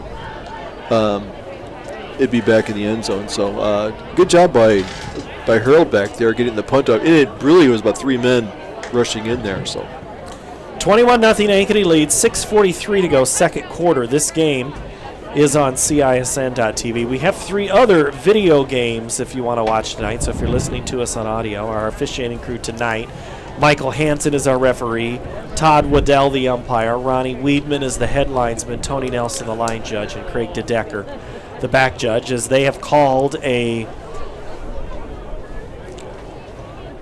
I want to say cleaning timeout, but I know that there's another word that they've been using for that. Sanitizing timeout. Thank you. So the Hawks have scored on all 3 drives. Big plays in each one of them. The first was a pass from Jace Bauer to Arlen Bruce for 39 yards, and then it was a 1-yard score, and then by Colin Kadolf. And then Kadolf had a big 25-yard run to score a touchdown. And then Kadolf almost had a 61-yard touchdown run, but he's only going to get 60 yards in the book because lost his balance and fell a yard short. But that's how we sit here at 21-0. And as we're about ready to go, I would bring it down to you, Jeff. Sorry. We'll get down to you next time. Don't worry. He's on that far sideline where TJ in their orange windbreaks wrapped up there on that far sideline, making the 2-hour-plus trip on I-80 up to 35 and over for the game tonight. Bauer, back to pass. 3-step drop, plenty of time, throws down the middle of the field. He's got a wide open Cade Summers, and it's again intercepted by TJ. And it's again picked off by Brayton Couse. Number 13, Brayton Couse. Second time in a row on a deep pass where Bauer has left it a little bit short, and it's been picked off. I think he has almost too much time back there. He's set up, he's watching. He's reading the route, and he's throwing a little late. I think he's getting across the middle. I think it seems to be better under pressure. So I think the coach would talk to him like that's not like him. We have not seen him throw interceptions before. So because a little underthrown and a little late because the receiver had kind of stopped their route to go back to catch it. So they'll make corrections, they'll make adjustments here on the bench and talk about what he's reading, what he's seeing out there. Well, that wind is howling from 18 to 25 from north to south, and that is how this field sits as TJ has the ball, 1st and 10. They go pitch, and it's nearly fumbled. Lucky to get it back was Bovey. Cooper Cox was thinking, I see the end zone only 5 yards away. This would be He was nice. thinking He was right scoop there. and score the whole time, yeah. Where you almost, when you see that, you start looking for the ball, and then you miss the tackle. Well, and if you're Bovey, you sometimes might not pick it up because your eyes got real big because there are these 2 defensive players that are licking their chops with that opportunity. But good job there. Still, though, loss of 5. 2nd and 15. Ball on the TJ 5-yard line. They've got 95 yards to go. Schubert under center. They go Bovey, and he goes nowhere. Plugging it up is Gavin. Gavin's coming down with it. He says he has it. They're trying to figure out. That's been multiple times that Ankeny has come up with the football out of that scrum, and they've not been awarded the football. One of these times they're going to be surprised and get the ball. So you got Timu and Chido are up there in the middle there, and these 2 guys are chewing up probably 3 blockers right there. So I'm going to give heads up to those guys. Really a pinch down that middle, so allowing the linebackers at the ends to come in and cause havoc in the backfield. 3rd and 16 from the 4. 5:05 to play here before half. Passing situation down the field. There's all sorts of contact back and forth among players, and it was a no call. Benau and Cox were doing battle, and I don't know if one was trying to gain advantage over the other, Tim, if they were just trying to get position. They looked at it as a no interference there. Cooper Cox had his back turned, the play turned around there, so I think he was not impeding the receiver's ability to get to the ball, so there was some banging around. Just it's like a little bit of rubbing there you have under the hoop in basketball. Harold is in the shadow of his goalpost. 8 yards deep, ball is going to go bouncing under his arms through the back of the end zone, and it's a safety. That had danger written all over it, and that's exactly what happened as Harold. Ankeny will now receive the free kick. It bounced 3 different times before it got to him, and now it'll be Ankeny football after the free kick from TJ. So let's go down. Jeff Brooks down on the sideline. Bring him into this conversation while we settle things up. And yeah, so over here on the Council Bluffs sidelines on defense, they're really excited for their kids. They're playing with a lot of emotion. 2 interceptions in this game. That ball, I think it was thrown late, like Jeff said, but it did get hung up in the wind, just a smidge. So we'll see. Unfortunate break for Council Bluffs there, giving up the safety, rolling through the end zone. They do get a free kick for it, though. Put Ankeny back a little further probably than they would have received the ball. So I guess you can call that a positive for them. But let's hope they get down here, and I know they'll continue to compete and play hard football. So. Jeff, I can hear it in your microphone. The wind's still blowing. Has it gotten stronger by chance? No, I switched sides of the field. Now I'm facing the wind, so I'm going to go back to the other side here as soon as I can. But no, I think it's the same. It really is the same. I think it's just the stands were blocking it before. So. And the ball, as we were speaking there, as the TJ ran up to kick it, it was ball blown off the tee, Tim, and we'll reset it. The deep receivers are on their own 35, so they should get good field position with any kind of return. Short kick, and it's going to go out of bounds around the 50-yard line. So again, it'll be about field position and a good starting spot for Ankeny. 4:56, Hawksley 23-0. Now my question is on a safety. Yeah. And like that, is there a defensive player that gets credit for the tackle, even though he didn't tackle him? But I don't know if it goes to a defensive player. So if you sack somebody in the end zone, you get credit for the tackle, and then that player gets credit for the safety. I wonder if that goes to any of the players. So, question of the night. There you go. Maybe we can get fans to text in on Facebook. You want them to tweet me? Yeah. And tell us what that rule is? Okay. That means I have to pull my phone out and actually look at Twitter during a game. I try not to do that.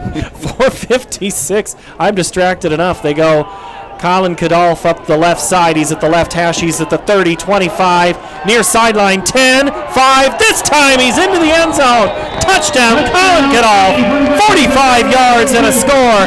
Number 4 on the night. Espino, I saw Logan Curtis out there. I called his name before. He's got the pulling, kicking out blocks, and Kadolf just cuts inside off his hip. And there was a brutal stiff arm he gave down there on the 5-yard line to take it in the end zone. He wasn't going to be denied. So great run by Kadolf. Again, it's like a broken record. We keep saying great run by Kadolf. Well, I noticed Bruce didn't even go onto the field for that. And one thing I have noticed tonight, though, Tim, is Ankeny's still trying to figure out how to best utilize Arlen Bruce in this offense, as Max Pelham's extra point is going to sail wide right. So that'll keep the score 29-0. I'll finish my thought after this from Ankeny Stadium. Back in a minute. 4:47 left in the first half. Focus. To define what is most important and commit yourself fully. It's why at Fairway, only the best meat makes the cut. Our fresh fish is full of flavor, and our produce is picked with incredible care. It's why we have fewer aisles, greater savings, and the most personal service. At Fairway, our focus is and always will be giving you the best in meat and grocery. You can buy a new Ford at any Ford dealer. Why do people buy from Schottenkirk Ford Indianola? We understand you have choices. We're willing to re-earn your business every time you visit us. Schottenkirk Ford Indianola, SchottenkirkFord.com. We create an exceptional customer experience. One customer at a time, every time. We never compromise. Trust, integrity, honesty, hard work. Let us show you why people drive to Indianola to buy Fords. Schottenkirk Ford Indianola, SchottenkirkFord.com. Coming up on the Iowa Corn Halftime Report, Mike Weddingfeld, boys golf coach for the Ankeny Hawks. We'll have a conversation about their season, which completed. Short kick by Pelham, taken at the 20. It's a free football. I think Ankeny's going to fall on it, and they do. Back at the 30-yard line. That ball pinged around, and the man of the hour is 24. Got to get my glasses out and say Carson Booth. Yeah. Carson Booth, son of offensive coordinator Adam Booth. Nice work, Carson. All right, Jeff Brooks. That's one way to change the game a little bit.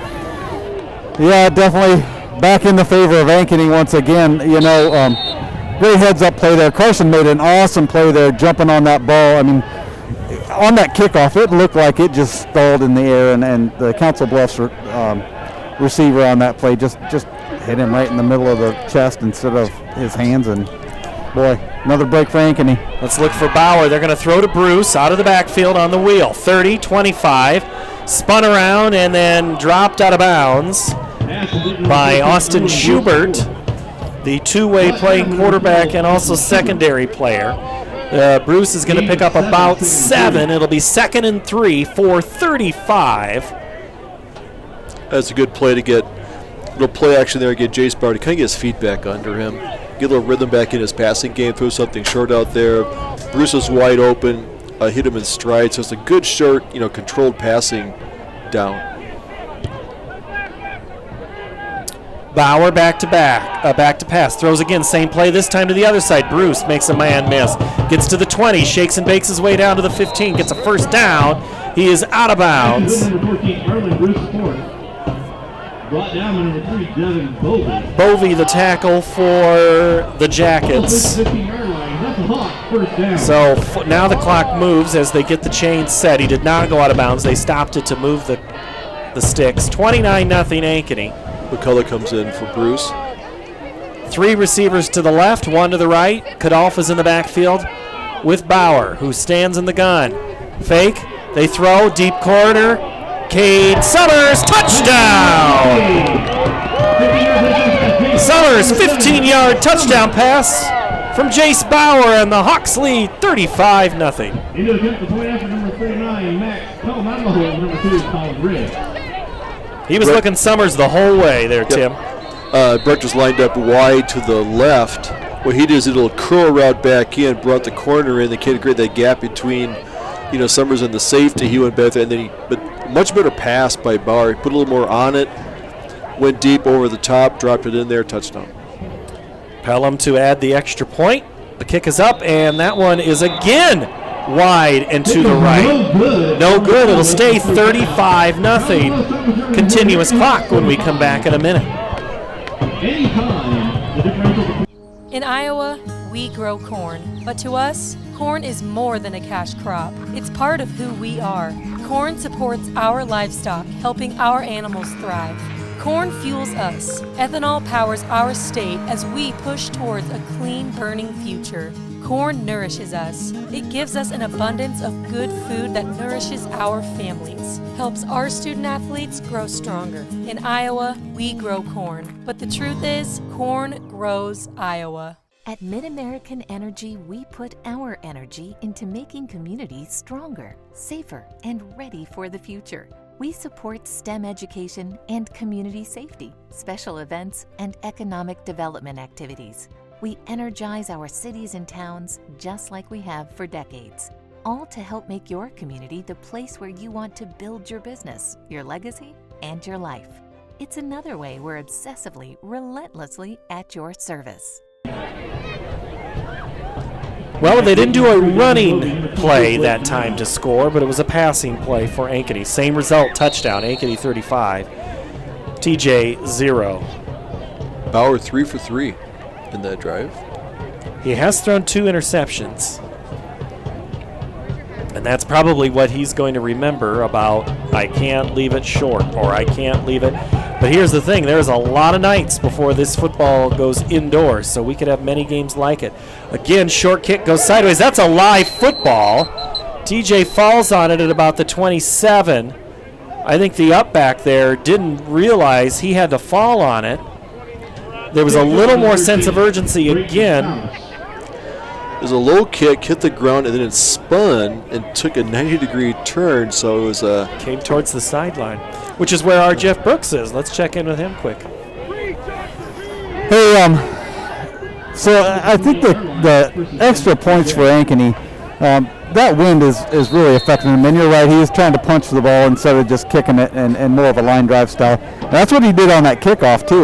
He was just trying to get it low and lineman, and sometimes you just got to kick it and see what happens. So All right, thank you, Jeff Brooks, down on the sideline as Schubert has these white long sleeves, and they are just flapping in the wind as he goes under center. They go up the middle with their fullback.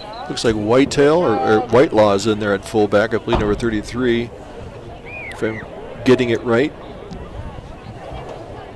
Bryce Peterson, one of the last Hawks off the pile, as is Simonson and Manis. So Josh Whitelaw now in at fullback. Gain of 1, 2nd and 9. As Tim said. Whitelaw is listed on the roster as a tight end, 6 foot, 190-pound senior. Clock moving now. Different rules apply with a 35-point lead. Schubert under center. Center lurched. Yep, they're going to flag him 5 yards for there. The center has his hand full. He's got Chido or Timo across from him, so I would understand why he wants to get quick off the ball to get a block on those guys, because they've been causing havoc there in the middle. One thing Coach Nelson has told us a couple of times this season is we just continue to try to get fresh bodies there on the line and give some good rush. We might be coming from the edge. We're going to see more Weston Folk out there, although he's not out on the field right now. But in certain situations, we have seen him come in and just think of it more of a college scheme. Second and 13, 1:40 to go here before half. Bovey on the sweep, comes near side, gets up, and he is popped by Brecken Manis. Wow. Manis delivered a shoulder. Oof. 3 on 3. Bovey wears number 3, as does a timeout by Ankeny. Ankeny takes a timeout. Getting the ball back with it. That brings up a 3rd and 12. They still have 2 timeouts left after this. So they want to get the ball back with some time, realizing that they may be able to score here before half. Well, again, practicing certain situations is what they've done. The 2-point conversion. They've done now if they can hold on 3rd and 12. See what they can do. We've got other games going on tonight all over, and Centennial leads Sioux City East 20-0. That's a 6-1 and a 1-6. Valley leads Abe Lincoln 17-0. Dowling 23, Sioux City North 3. Indianola and Johnston tied at 7. After 1 quarter, Southeast Polk leads Ames 35-love. Urbandale 21, Marshalltown 7. And Waukee leads Linn-Mar 13-3. Centennial 20, Sioux City East 0. That is a game, Tim, I think we have talked about for several weeks. I know I've mentioned it to parents of Ankeny players and others in football, and I just said I would not be surprised if Centennial goes up there and has a great offense or a good performance. That's just the way the matchup looked. They'd make the Sweet 16. After the bye last week, with only that, if they could hold on, only their 2nd win of the season. Schubert under center after the timeout. 3rd down. Bovey Here comes the pass. Here comes the rush. There is going to be no chance. Sean Gavin, but first there was Ryan Crandall. Timeout Ankeny at 1:11. That was an all-out blitz on that play. Gavin coming off the right end position there because you got Simonson coming in playing tackle. Really playing a good defensive tackle position there, freeing up, and then Gavin just kind of blew past the tight end, got back there. Quarterback had no time at all to sit up and do a play. Ankeny tonight, 218 yards of total offense, 86 passing, 132 rushing. Council Bluffs, 2 yards passing, 34 yards rushing, and that's a total of 36. Schubert, 4 carries, -2. In fact, to add a little, that loss right there took them back. It'll be 4th and 27. So that was only 3rd and 12 on that play, so a loss of 15. Carmen does have 8 carries and 36 yards rushing for TJ, but it has been Bauer with a touchdown pass, Summers with a touchdown catch. But the Colin Kadolf show, 5 carries, 132 yards.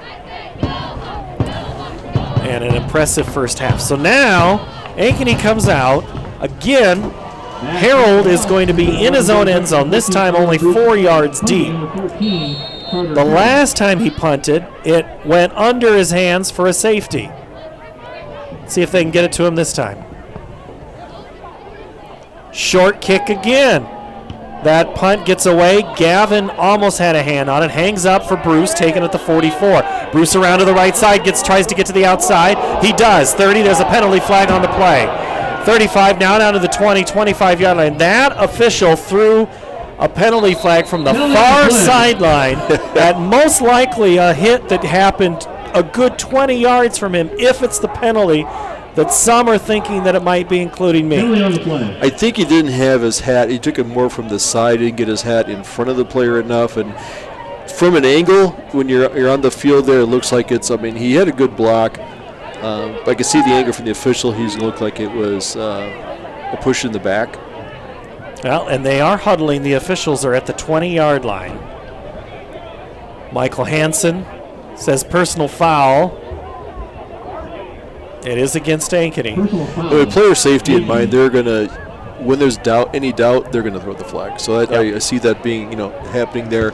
I don't think it was malicious. It's just that when you get a fast-moving play like that, especially when you're turning the ball, exchanging possession like that, open field blocks like that, they look worse than they really are. Well, that penalty flag landed at about the 40, and so they're going to march Ankeny all the way back. It was a good toss.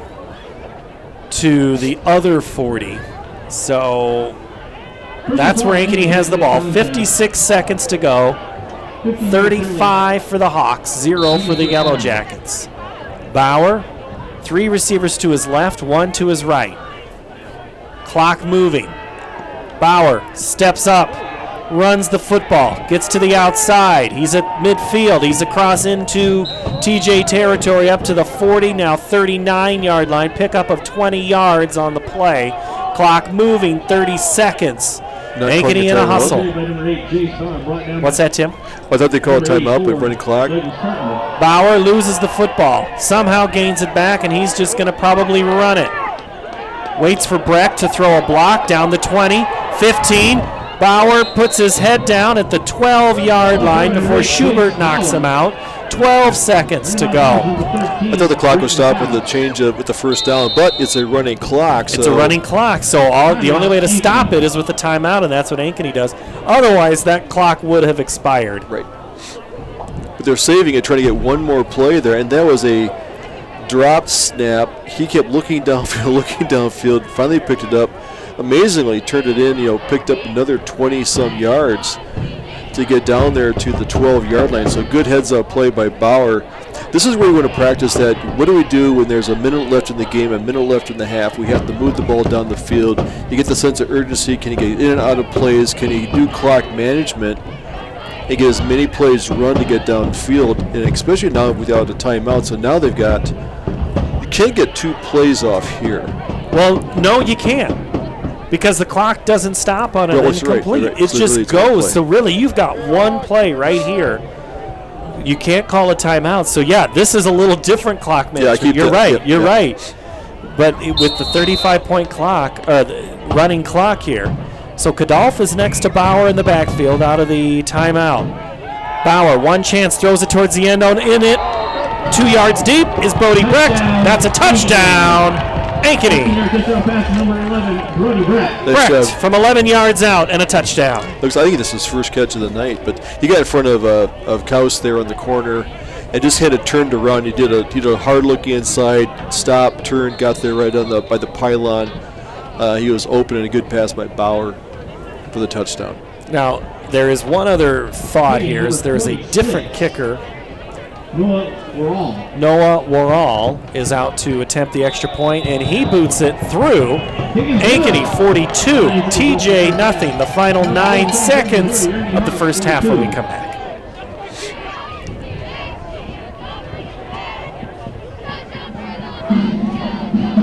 When we say Jeep, we mean lots of Jeeps. And when we say super, we mean super savings. At the all-new Jeep Superstore, Deary Brothers Chrysler Dodge Jeep Ram Waukee. During Jeep Adventure Days, new Wranglers, $4,000 off. New Grand Cherokees, over $9,000 off. Or get 0% for 84 months on new Jeeps. New Gladiators, up to $6,050 off. First to build Iowa's only standalone Jeep showroom. Jeeps cost less in Waukee. At the all-new Jeep Superstore, Deary Brothers Chrysler Dodge Jeep Ram Waukee. Godfather's Pizza's Autumn Feast. A medium specialty pizza, a medium pepperoni pizza, and my new caramel apple streusel with Twix candy pieces. Get yours today. Brody Brecht, the 11-yard touchdown pass from Jace Bauer, and it's 42-0 Ankeny. Max Pelham to come out to kick it off with 9 seconds to go in half. And tonight we have the start of the Big Ten football season at the end of October. Why not, right? Everything is off its regular schedule. The Fighting Illini at the Wisconsin Badgers. That kick is end over end. It's going to bounce. No, it's going to be fielded right by the 25. Going down with it is Benow, and they'll wind the clock, and that will do it for the first half. The Ankeny Hawks head into the locker room, up 42-0 at half. It's been all Ankeny. Didn't take them very long to score, and they have made it count on each and every opportunity they've had. 278 yards of offense, 98 passing, 180 rushing. Colin Kadolf, 4 touchdowns on 5 carries, 132 yards. The Summers has a touchdown catch and 2 catches for 34 yards. Bruce, 4 catches, 64 yards. So Kadolf's 132 yards rushing is pretty much all of it except for Bauer, who had 2 carries for 48. So Bauer right there at the end. I would not be surprised if we see Jace Bauer in that second half. I just don't think we will. Right. But it'll be a running clock. The Iowa Corn halftime report starts now, and we'll talk with Mike Weddingfeld, head boys golf coach, when we come back. Halftime, Ankeny 42, Council Bluffs, Thomas Jefferson 0. This is CISN.TV. Mike Weddingfeld is the head boys golf coach at Ankeny High, and coach, season's done. I'm let's just say the timing was good for state this year. Last year, I think, was kind of a challenge, but this year, pretty good weather. You didn't have to play through snow or anything like it this week. No, we did have good weather. It was a little bit windy on Friday, but at least the sun was out, and I didn't have to wear 5 different layers of clothes, so it was easier on me and easier on the kids as well. So yeah, the weather was definitely better than last year when it was really cold. That's the difference between boys and girls golf, because girls play in the spring. They have all the layers early and lose them at the end. You have no layers at the beginning and at the end. This year state was close by. Some year, it moves around. Let's start with state. 5th place, great finish. Good as always, loaded field. Yeah, looking at the rankings throughout the year, I try not to look at those a whole lot, but we knew kind of expected who we thought was going to be there and who had been tough all year long. So we felt like we had a really good shot. Wish we could have finished a little bit higher than 5th. We played better throughout the year. Truthfully, we shot our worst rounds at state.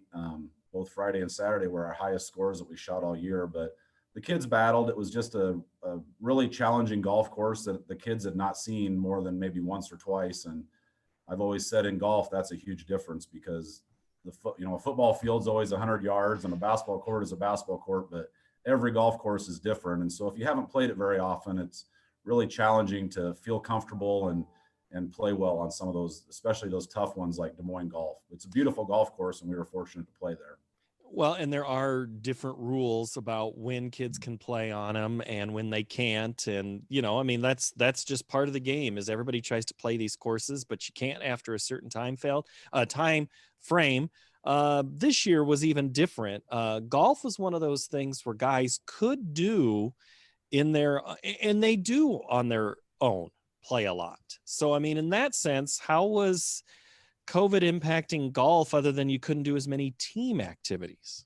Yeah, it didn't really affect how much the kids played. In fact, I think they played a lot more because they didn't have school last spring, in a sense, and they had free time, and we all wanted to get out of the house, including me, and golf was one of those things you can do and social distance and just be by yourself or just with your family. And so I think my guys played more golf than they probably would have, at least early spring when school was supposed to still be in session. So for that way, it didn't really affect us. But when we did get to the season, truthfully, I didn't know most of the summer if we'd have a season.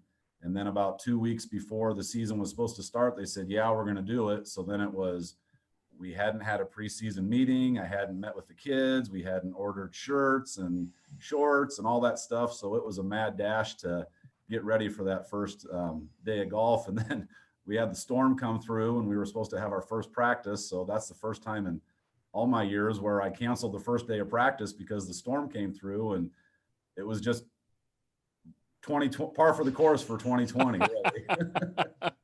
Oh, great pun. That's I like that. Yeah. Who is it that you ordered all these shirts for? You got a pretty senior group. That I would imagine helped calm some of this isn't regular. They at least kind of knew how it was going to go. Yeah, 5 of my 6 guys for my varsity 6 we're all seniors, so they knew what to expect. We'd been texting back and forth. Hey, what have you heard? What do you think's going to happen? They were excited to play. They just, truthfully, I kind of thought we'd get started and maybe get a week or 2 into the season, and then maybe things would shut down. And so we really didn't have high expectations to get the season fulfilled, I guess, get through the whole season. But once we got going and saw how good we were, then it was like, okay, fingers crossed, let's keep hoping that we get through this thing. And that kind of started our whole mantra, which was just one day at a time, truthfully. Everything changed from day to day. And so you couldn't really plan that far in advance, but we just went out and did our thing and practiced every day and took one meet at a time and had a really successful season. Who are some of your guys that are going to graduate that played well for you as seniors, those 5? Obviously, Hunter Johnson. He's been a mainstay for me for the last 4 years. He played as a freshman, so we'll really miss his leadership. He's going to go play at Iowa State. He just decided to go there last Sunday, I believe. Corbin Walker's been Ty Rogier, Joey Newton, and Dylan Taylor are all graduating, and they've been on my team for 3 years straight. Add Hunter in there a 4th year, so it's going to be some new faces on the varsity lineup, definitely. And of course, in the internet age, Coach, all of a sudden we're all getting on to school in your building and in mine. I got Hunter Johnson and I got the last name, so go ahead and repeat him again. Just make sure I've got him, because I want those guys to get their notoriety. Yeah, so Corbin Walker, Ty Rogier, Dylan Taylor, and Joey Newton are all seniors that played for me for the last 3 years. And then who are the guy who is your non-senior that was on varsity? Carson Weedy is a sophomore. He played some varsity for us. And then I also had a freshman, Drew Henson, played a couple freshman meets for me, or played some varsity meets for me as well. And then also played some freshman meets just to try to get him some experience. And he's one that really works at it and enjoys golf. So I think he will step up for us next year as well. And I had probably two handfuls of other sophomores that are shooting, low to mid 80s, which is not bad for sophomores. It's kind of where you expect to be. And like I tell them, I can't make you a golfer in the 2 months that we have golf season. So what they do in the off season will depend a lot on how successful we are in the couple of years to come here. Coach, we might not know for a couple of years just what COVID did in the sense of slowing recruiting and development of players from, say, that 8th grade to 9th grade class. So how do you try to get those freshmen involved and let them know, hey, we're going to need you. We're also going to need you to do this. I mean, it is kind of a tough, something you haven't had to experience before. Yeah, it is. We are very fortunate. We have a separate freshman program. We have a freshman coach. They practice separate from the JV varsity at Woodland Hills. And so that's been a great building block for us, because those kids can go out and get in more meets than they normally would with their own freshman schedule. So I think that sparks some interest for those kids, and then hopefully getting them to realize that it's fun. It's a lifelong activity. Yes, it's competitive, but it's something I can always do throughout life. And then Drake and Grandview offer some winter programs indoor. Fingers crossed with COVID, they'll still be able to do that this year. But I know a lot of our kids play other sports and play basketball, and that's awesome. I don't want them to not do that. But if they can try to find some time to get into those indoor camps, Iowa, we're not fortunate like the southern states where we have that good weather all year round where they can play year-round golf, and so we kind of have to do what we can do. But they have some really good programs that they can get involved in if they choose to. All right, should be fun. We'll see how this all works out next year. So, Yeah. All right, Mike Weddingfeld, head coach of the boys golf team at Ankeny High. Thanks, Coach. Thank you. Iowans know that winter means snow, ice, and freezing temps. Severe weather can make the roads downright dangerous. Truck Equipment Incorporated has the toughest work equipment that can stand up to the harshest conditions. Look for Western brand snowplows, quality you can count on. Buy new or utilize our repair services. We'll order new parts for same-day pickup or delivery. And now you can shop from home with our virtual showroom. Go to truckequipment.com today. Hi, I'm Chris with Fireplace Superstore. Fall's upon us and fireplace season is here, and you need a new Heat and Glow high-efficient gas direct vent. These are ideal for your new construction project, for your remodeling project, or for removing your old wood-burning fireplace and replacing it with a new Heat and Glow high-efficient gas direct vent. Come see us today at Fireplace Superstore, 10820 Douglas in Urbandale. Save thousands now at Schottenkirk Chevy Waukee. 15% off 2020 Equinox and 2020 Trax, or 0% for 84 months. 15% off 2020 Sonic and 2020 Spark. WaukeeChevy.com. 12% off 2020 Blazer. 10% off 2020 Colorado. Up to $15,000 off new 2020 Suburban. We're in a position to give you more for your trade. As always, we're a partner you can count on. Schottenkirk Chevy Waukee. WaukeeChevy.com. In Iowa, we grow corn, but to us, corn is more than a cash crop. It's part of who we are. Corn supports our livestock, helping our animals thrive. Corn fuels us. Ethanol powers our state as we push towards a clean, burning future. Corn nourishes us. It gives us an abundance of good food that nourishes our families, helps our student athletes grow stronger. In Iowa, we grow corn, but the truth is, corn grows Iowa. Focus. To define what is most important and commit yourself fully. It's why at Fairway, only the best meat makes the cut. Our fresh fish is full of flavor, and our produce is picked with incredible care. It's why we have fewer aisles, greater savings, and the most personal service. At Fairway, our focus is and always will be giving you the best in meat and grocery. An annual mammogram is still the best way to detect breast cancer early and sets a great example for those you love.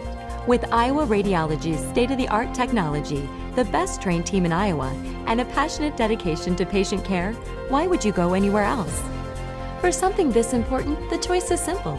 Call or text to schedule today or visit iowaradiology.com. See why more women choose Iowa Radiology. Their focus is our good health. My thanks to Mike Weddingfeld. Talking golf. Timmy said last Friday, because state was last Thursday, Friday. He goes, we were wearing shorts. I said, oh, I know, I'm aware. And it would have been a lot different golf, state golf this year if it would have been on this date. All right, we're at halftime. Ankeny leads 42-0. Here at halftime, we're kind of looking at stats. We're also looking ahead. The Boys Association is going to reseed the playoffs tonight and release them tomorrow. Or tomorrow they'll seed them, whatever, however you want to say it. So let the speculating begin of the 2 seeds and the 15 seeds and the 16s. If you just wanted to have a conversation, you could easily see a Dowling Valley rematch. You could maybe see a Centennial Ankeny rematch, maybe Valley at Southeast Polk. I mean, also Indianola and Ankeny. You just don't know what is going to happen. So I guess we can't speculate it, but we might as well. Yeah, that's our job. We have time to kill. I don't see any change, I think, from Southeast Polk being number 1. I think Ankeny with a good showing here will be number 2. Dowling at 3. Right now we got, last I saw was a Waukee. Linmar's a little closer than like. Waukee's number 4 seed. So it was 13-3, so I don't know if that's changed, but we're looking at that could have some effect on that too. So I think the top 3 are pretty solid. Centennial leads Sioux City East 27-0. Go ahead, sorry. Go ahead. Well, okay, Valley 17, Council Bluffs, Abe Lincoln 0. Dowling leads Sioux City North 30-3. Indianola Johnson, that's the game you were talking about. Indianola leads Johnston 14-7. That game's at Johnson, which means the association said that Johnston was the better team. Southeast Polk leads Ames 42-0. Urbandale 34, Marshalltown 7. And Waukee leads Linmar 13-3. So if geography is taken into account or seeding only, usually geography is more of a factor in the early rounds than in the later rounds. Yeah, I think they said that when we get to the Sweet 16, the travel is going to be a little more extensive to get the seeds where they should and give them home field advantage. So I think that's going to be, by all means, I think Ankeny will be here next week, and just who they play will be the key. Do they go back a team that they played earlier in the season? Does it get to be Centennial? If Centennial comes here and play, you really give them another home game. Right.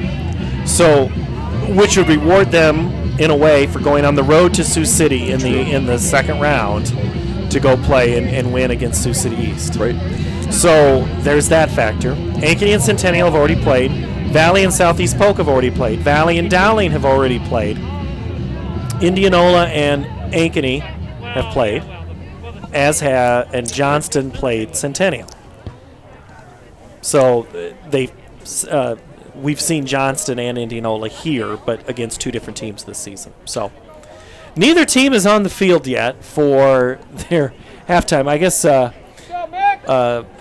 TJ is now on the field, and the clock is about to strike 4, and the Hawks are breaking the locker room. And if that's a penalty, then there is a warm-up period. So Ankeny stays in the locker room just a little bit longer. And I know Jeff Brooks has been roaming around, and I know he's just kind of trying to get a sense of what's been happening. And we have our 3-minute warm-up period, so Ankeny makes their way out. We'll check in with Jeff when we take a break. We'll take a 2-minute timeout. We'll recap stats, get you ready for kickoff. Half number 2, Ankeny leads Council Bluffs Thomas Jefferson 42-0 here on CISN.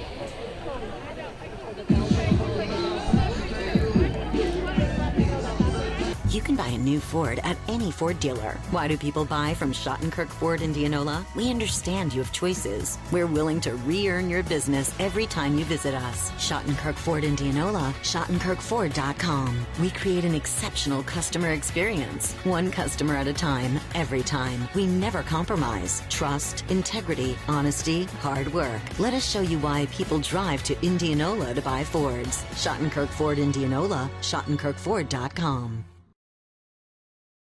Hi, I'm Joe the Car Guy with Westside Auto. Without question, the COVID-19 pandemic created many disruptive changes in our lives.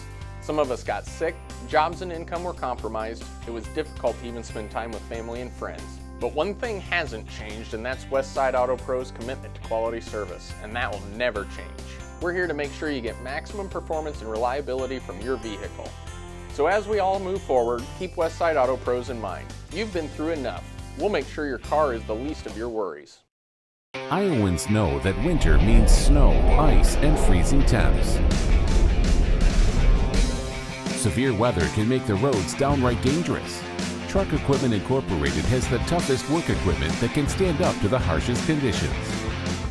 Look for Western brand snowplows, quality you can count on. Buy new or utilize our repair services. We'll order new parts for same-day pickup or delivery. And now you can shop from home with our virtual showroom. Go to truckequipment.com today. Welcome back, Ankeny Stadium. The Hawks lead at Council Bluffs Thomas Jefferson 42-0 as Ankeny's made their way back out from the locker room. And TJ is back on their sidelines. It will be Ankeny football to start the half. Jeff Brooks is the third member of our crew. Hardy and warm. He told us his secret at half. It's the hands, right?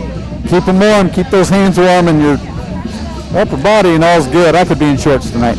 Hey, I don't know if you guys noticed, the referees did throw a flag. I think they said unsportsmanlike conduct on Ankeny. I don't know if coming out of the huddle after the... No, if you're not on the field, you have to be on the field when that clock strikes 0. That's what that penalty flag was for. Yep. So there you go. There's a penalty on Ankeny to start. So coming out, and Coach Nelson, I see him over there talking to the official about it. So, it is what it is. Coming out of the half, Coach Nelson is always trying to strive for better for his kids. I asked him if he had, time for a question or two, and he absolutely did. So, offensively, he said 2 interceptions. I didn't even ask him questions. He just said, we know. 2 interceptions and 2 missed field or extra points, and boy, we got to clean that stuff up. That can't happen. So he's aware. He was very proud of his defense. Obviously, they're playing well. We talked about how physical it is on the interior linemen.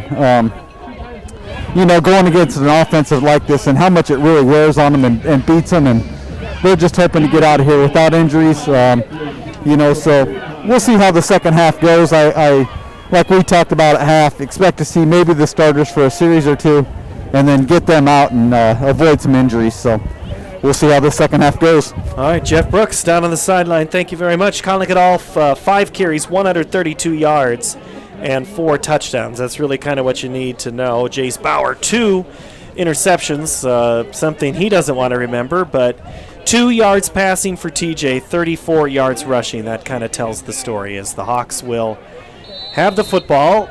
At least they're on the kick return. Onside kick is fielded and returned up to midfield. Reed Johnson in there again. He's been active tonight. He's been close on blocking punts. He's a great special teams player, and he scooped it up on the hop. So I was just going to say this will be the worst starting position for Ankeny, and they have the ball at the 46. It's on their own 46. Their own 46. Yeah, that has been something. That's going to change as this postseason rolls on, as Ankeny is not going to have as good a field position to start like they have. But the starters are out there. Jace Bauer, 42-0. First snap goes over his head. He is going to get on it and then turn it upfield to run, and he is going to not quite get back to the original line of scrimmage. So the high snap goes over the head of Bauer. Bruce was next to him. Now, one of the things I was saying in the first half, and I never did finish that thought, is we've seen Colin Kadolf at running back primarily and not Bruce. There was a time Bruce was lining up with that running back sometimes with Kadolf.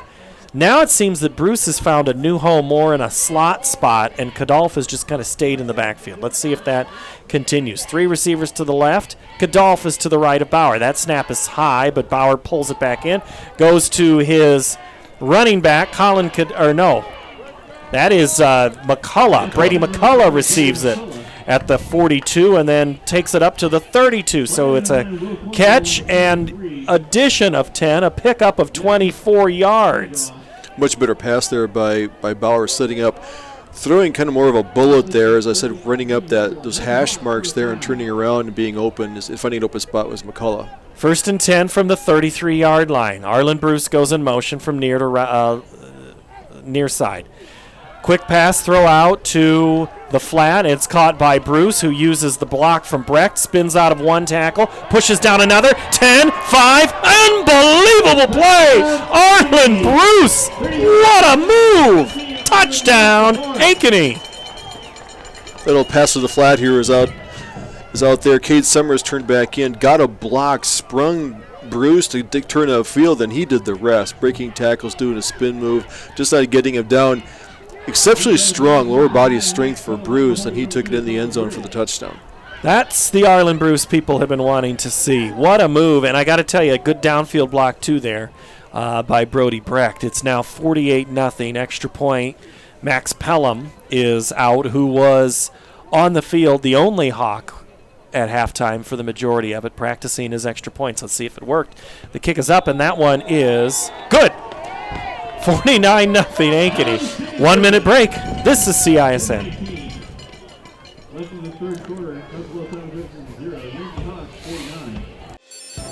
We might not always know what the day will bring, but some things are certain.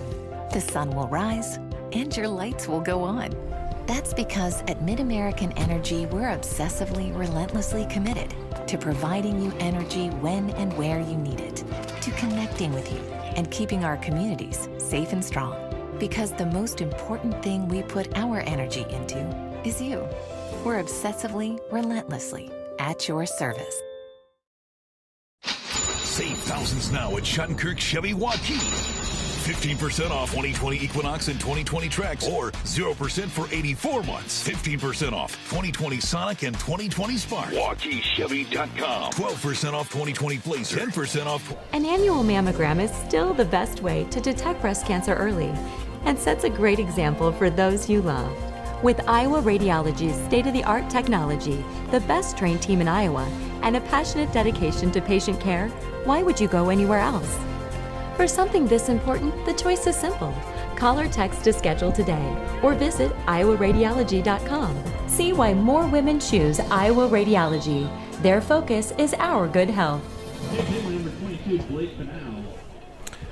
Max Pelham gets his leg into it, and it's a high kick taken by Benow at the 20s, at the 25-30. Nice move up to the 35, and then he's knocked down at the 38-yard line. It'll be 1st and 10 for Thomas Jefferson. Clock now moving. 35-point rule into effect. We're under 10 minutes. We'll check in with Jeff Brooks in a moment after this play.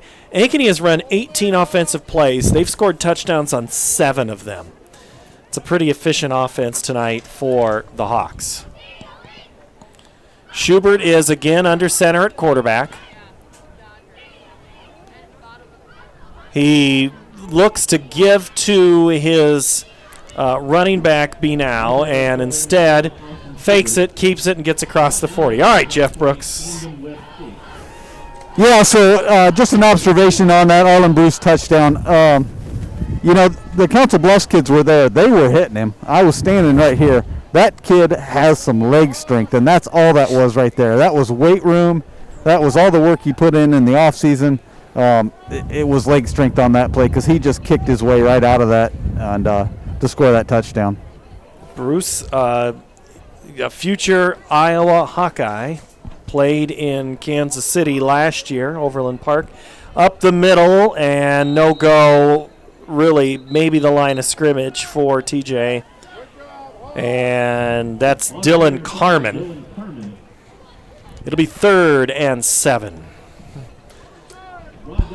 When you don't play for a while, Tim, and you're in a new school and a new offense, still trying to figure out how you best fit, I think the Hawks have maybe figured out how he fits. Yep. Coach said he has got a great work ethic. Nobody works harder in practice, which is really rubbed off on the players. Like, that makes them more acceptable coming into a new program like that, new player, and then they see how hard he works. It rubs off. You think as a player, I need to work as hard as him if I want to be that good. Snap of the ball, fake right side, then they go left with the quarterback, Austin Schubert. He gets to left end and maybe a yard. It'll be 4th down. Well short. Let's see if TJ decides to keep the offense out and not bring the punt team, but Schubert's walking off, as is Renshaw.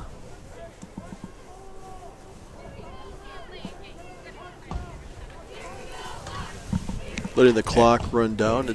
And then Schubert's coming back on. I think they were like, what are you doing, guys? We're going to go for it here. It'll be 4th and 5. Ball's at the 43. TJ needs to get to the 48. Ball is right in front of where we're sitting up on the press box. Schubert. Fake now tosses left side, and it's going to be well short. Stopped in his tracks is Josh Whitelaw. He maybe got back to the line of scrimmage, but I think they're going to say he lost a yard on that play. Gavin in there as well. So the defense holds for Ankeny on 4th down. Outside of that very first drive that they had, the defense has settled down, got their assignments, understood what their technique was going to be. In playing them once does help quite a bit to make those adjustments out there, and they've pretty much shut them down since that first drive. Summers and Breck to the near side. Weston Folk, Cade Summers, or up to the top, but they go handoff.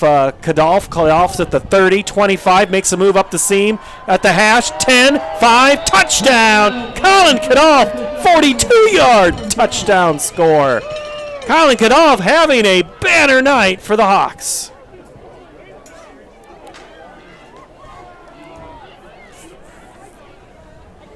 Did he gain more yards, but the end zone stopped him? I'm waiting for that line. I haven't used it. I think it's too cold to use a lather up tonight. I think I just don't know if we're going to see it. I think anybody would take that over what they're dealing with right now. So Kadolf approaching the 200-yard mark, 174 as Max Pelham on for the extra point. Snap, the kick is up, and it is good. Ankeny, 55. TJ, 56 now. Back after this. That wind is brisk down there. I'm looking at the flags in the south end zone. It's An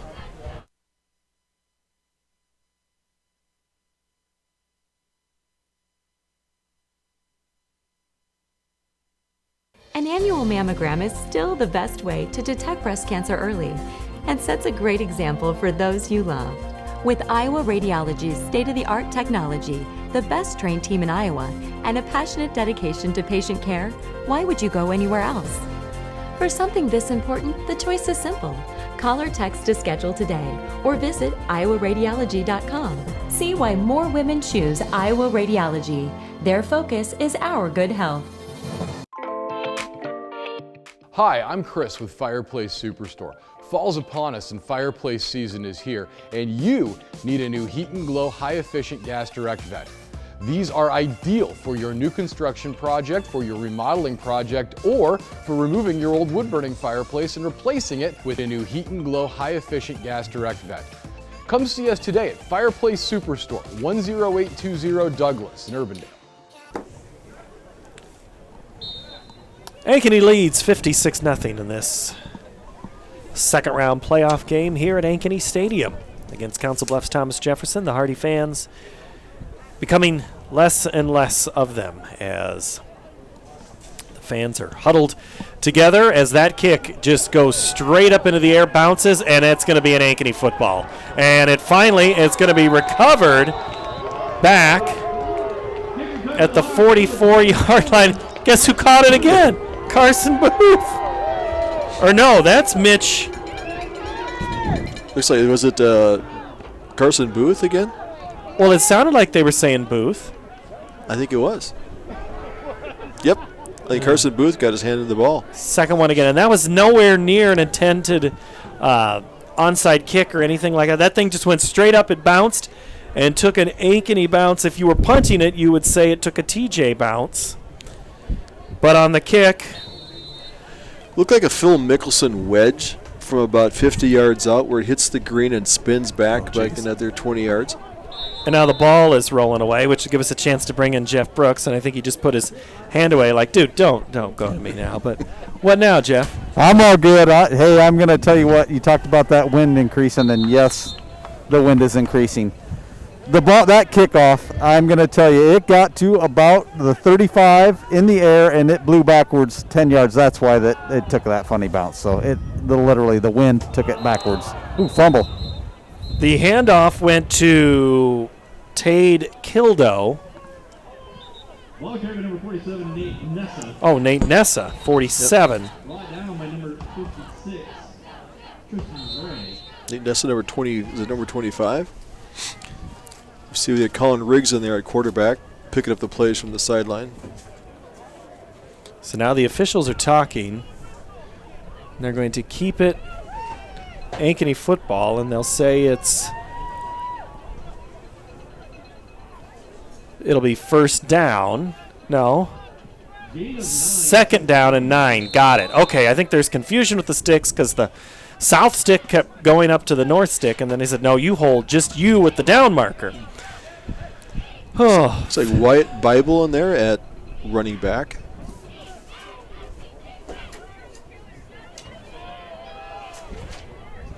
We're going to go off the updated roster because Bible and Nessau are wearing different numbers than they did earlier in the season.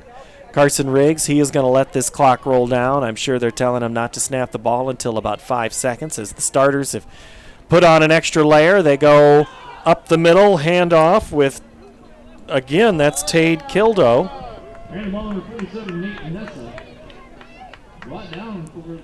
Okay, so Nessa's wearing 47. Because he said, we're getting different conflicting You had information Tade here. Kildo. Are these guys changing jerseys at halftime just really, just to mess with us? So. But Nessau would be the one that I would expect to be getting the ball. We know Colin Riggs is out there. But number 25 is out there on the right slot, 29, which should be Derek Johnson. The umpire has blown the play dead. They push the play clock back up to 40. Riggs will go as the clock is stopped, now back moving at 3:55. Riggs, handoff. Nessau, up the middle, 10, 5, carrying in some runners into the end zone. Touchdown! Nate Nessau, the score. 26 yards. Nice run. Didn't give up. Turned, kept his legs moving. He got hit a couple times, got down to the one, and took 2 guys in the end zone with him. Nice play by Nate Nessa. So now Pelham will come out, and now the unfortunate thing for a guy like Braden Simonson, he's got to come back out because he's on the kick team, and so is Brecken Manis. So those guys' night's not done. They're on special teams. So the extra point attempt, the kick is up, and it is good. Hawks now rolling 63-0. Back in a moment from Ankeny Stadium. You can buy a new Ford at any Ford dealer. Why do people buy from Schottenkirk Ford Indianola? We understand you have choices. We're willing to re-earn your business every time you visit us. Schottenkirk Ford Indianola, SchottenkirkFord.com. We create an exceptional customer experience. One customer at a time, every time. We never compromise. Trust, integrity, honesty, hard work. Let us show you why people drive to Indianola to buy Fords. Schottenkirk Ford Indianola, SchottenkirkFord.com. In Iowa, we grow corn, but to us, corn is more than a cash crop. It's part of who we are. Corn supports our livestock, helping our animals thrive. Corn fuels us. Ethanol powers our state as we push towards a clean burning future. Corn nourishes us. It gives us an abundance of good food that nourishes our families, helps our student athletes grow stronger. In Iowa, we grow corn. But the truth is, corn grows Iowa. Nate Nessa, the 26-yard touchdown run, gives the Hawks a 63-0 win or lead here against Thomas Jefferson. Jumping the gun there. Again, the ball goes off the tee. And now it'll be the responsibility of Max Watson to hold it in place for Pelham. I mentioned earlier, I'm looking at the flags in the south end zone, and they are flying straight out. There's a pretty good breeze down there in the field. Normally, when you can see all the stars and stripes and then all of the Iowa flag, it's kind of windy. Again, high kick that just lands, and again, are you kidding me? Did Ankeny get that again? I think the Hawks did fall on it. It bounced right to him. Is that McCullough on the outside there? Brady McCullough and Ankeny. Ankeny again has the football. All right, Jeff Brooks. I mean, they're just kicking that thing straight up in the air, and then it just stops, and then they land on it. Yeah, I think that's the plan with the kickoffs. And Council Bluffs, their coaching staff, you can hear them physically saying, "Get up, get up, get up, move up." They want to move the kids, every single one of them, up inside that 30-yard line to come field that. And once again, that ball landed 3 yards short of the kick returner, and it's a live ball. Gotta go get it. Yeah, gotta go get it. All right, couple receivers in to the left, and before the snap, there is a whistle. That'll be a penalty.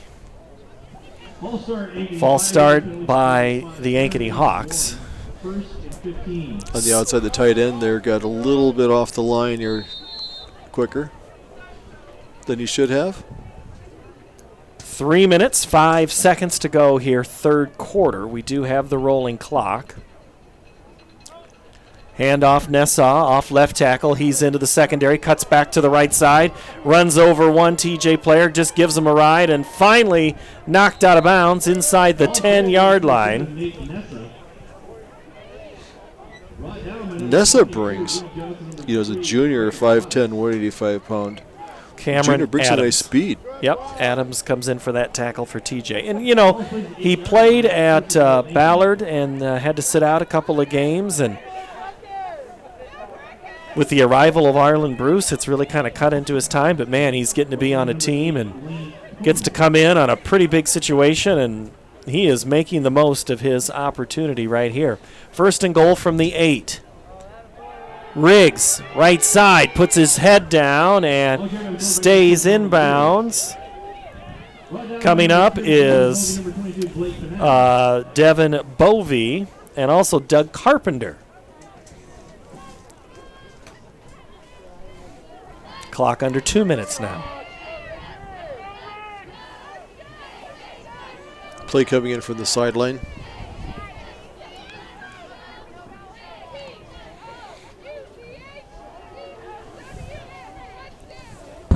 Do you think the Hawk unit mascot is a warm thing? You would hope so. That's why it gets a little sweaty there in the hot times too, but warm tonight. Riggs, left side, cuts it back up to the 5, and he's going to get to about the 4. It'll be 3rd down. Therefore, TJ is Cameron Adams. Had 18 and a half tackles on the season coming into tonight's game. 3rd and goal. I doubt if they'll pass. I think they have good running with Ness. I could see something going off tackle. Or Riggs too. He might. He's run the last 2. Let's see what they do. Clock now. Play clock. Approaching 5 seconds. 3rd and goal. They go Nessa up the middle. Touchdown! Gets his way in from 4 yards out. And a second touchdown for Nate Nessa.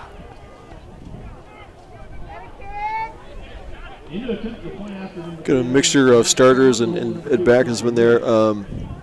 Ryan Mayer, sophomore, 6'2", 200-pound sophomore in there.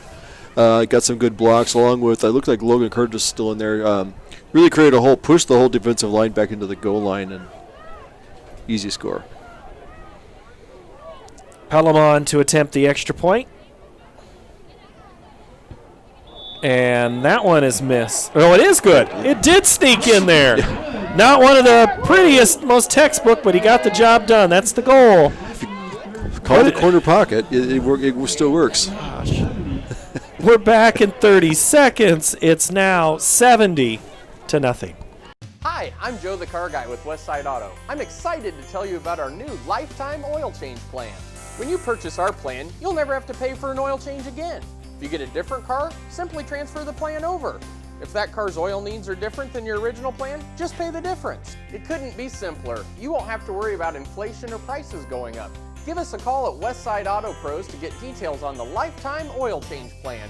And remember, when I say lifetime, I mean your lifetime, not just your car's. Hi, I'm Chris with Fireplace Superstore.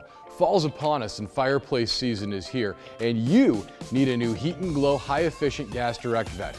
These are ideal for your new construction project, for your remodeling project, or for removing your old wood-burning fireplace and replacing it with a new Heat and Glow high-efficient gas direct vent. Come see us today at Fireplace Superstore, 10820 Douglas in Urbandale. Ankeny, for the first time this season, has put 70 points on the board. They now lead 70-0. Again, a high kick. That one is going to be taken by TJ at the 35-yard line. That time they are able to fall on it. And they'll wind the clock, and TJ will likely get a playoff here. Just one, Jeff Brooks down there, and that time they got the coaches got him up. They got him to the line. Coaches got him up there. Definitely the coaches got him up there. The thing is it was a second wave up that actually caught the ball, not the deep guys. So that wind is it's scary how much it is just affecting that kickoff. So we'll see what Council Bluffs can do. They're a prideful group, I'm sure. So see if they can't get something going here against the second unit for Ankeny. They go Bovee up the middle, and he is going to get pushed at about the line of scrimmage. That's how quarter number 3 will end. Ankeny 70, TJ nothing. The fourth quarter after this. At the bottom, Foster Hawks on the 9, Will Thornwell. At the end of the third quarter, Council Bluffs Thomas Jefferson 0, Ricky Hawks 70. Godfather's Pizza's Autumn Feast. A medium specialty pizza, a medium pepperoni pizza, and my new caramel apple streusel with Twix candy pieces. Get yours today. Iowans know that winter means snow, ice, and freezing temps. Severe weather can make the roads downright dangerous. Truck Equipment Incorporated has the toughest work equipment that can stand up to the harshest conditions. Look for Western brand snowplows, quality you can count on.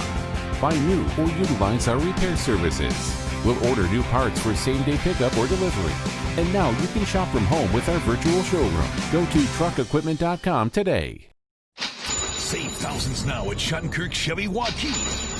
15% off 2020 Equinox and 2020 Trax, or 0% for 84 months. 15% off 2020 Sonic and 2020 Spark. WaukeeChevy.com. 12% off 2020 Blazer. 10% off 2020 Colorado. Up to $15,000 off new 2020 Suburban. We're in a position to give you more for your trade. As always, we're a partner you can count on. Schottenkirk Chevy Waukee. WaukeeChevy.com. Last check we had from Sioux City East, it was Centennial leading East 27-0. Valley in front of Council Bluffs Abe Lincoln 24-0. Dowling's put 57 on Sioux City North. North has put 3 on the board. Indianola leads Johnston 17-7. Southeast Polk 42, Ames nothing. Urbandale 47 on Marshalltown 7, and Waukee 20-3. Leading Linmar. So we continue to watch that Centennial East score as well as that Indianola Johnston. So thank you for that update, Jeff Mertens and Jeff Brooks down on the sideline. And before we even start, got a whistle. There we go. Now we just got to get up the line of scrimmage, 35-yard line. Council Bluffs, Thomas Jefferson will start the fourth quarter with the football.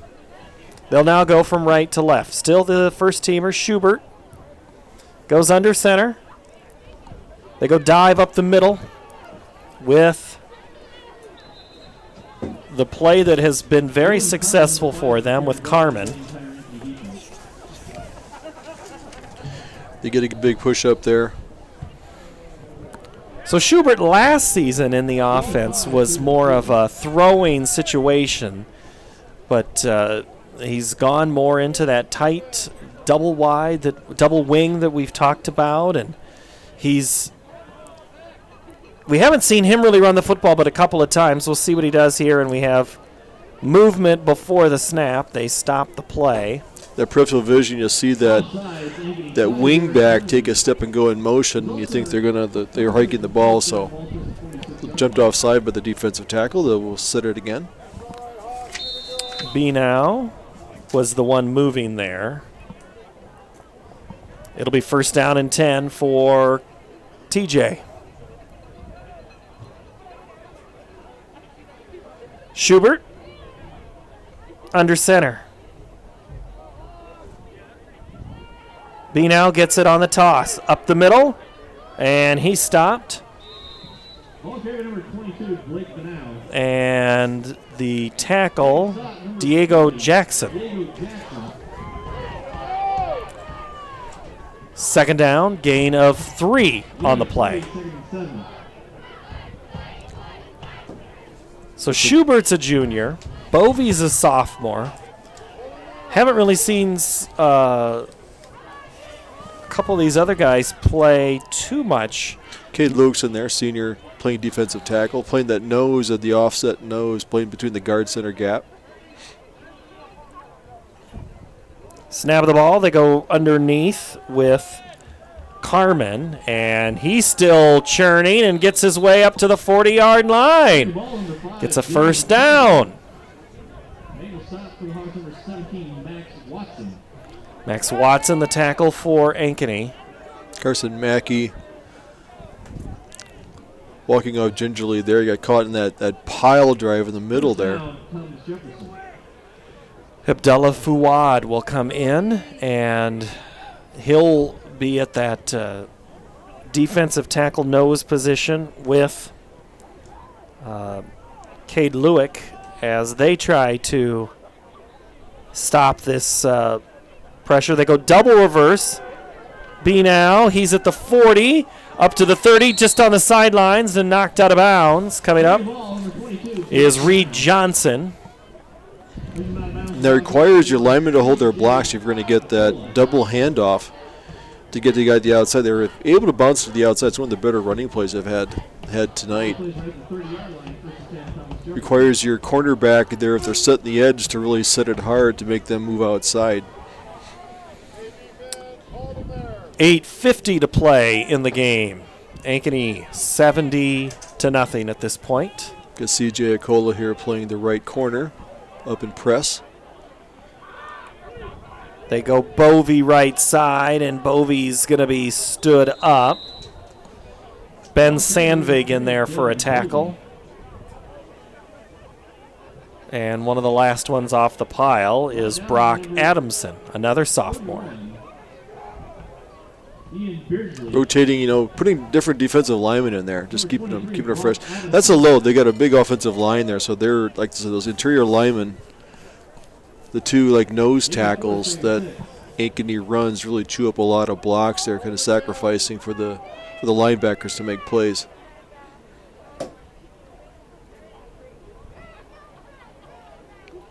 Under center, they go up the middle with Carmen. He is right there. He gets off the ball real well. Yeah, Ian Beardsley in there. Good play there on the stop. Third down, 5 to go. 7:30 to play. Definitely think that they are in 4-down territory here. 35.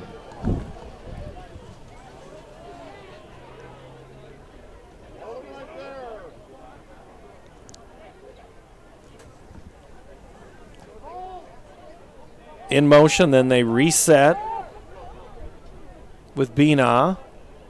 Fumble. Schubert gets back on it. So they'll lose a yard, and it'll be 4th down. Still Yellow Jacket football. Ball goes back to the 27. It looked like they were going to try to go to Bovey again.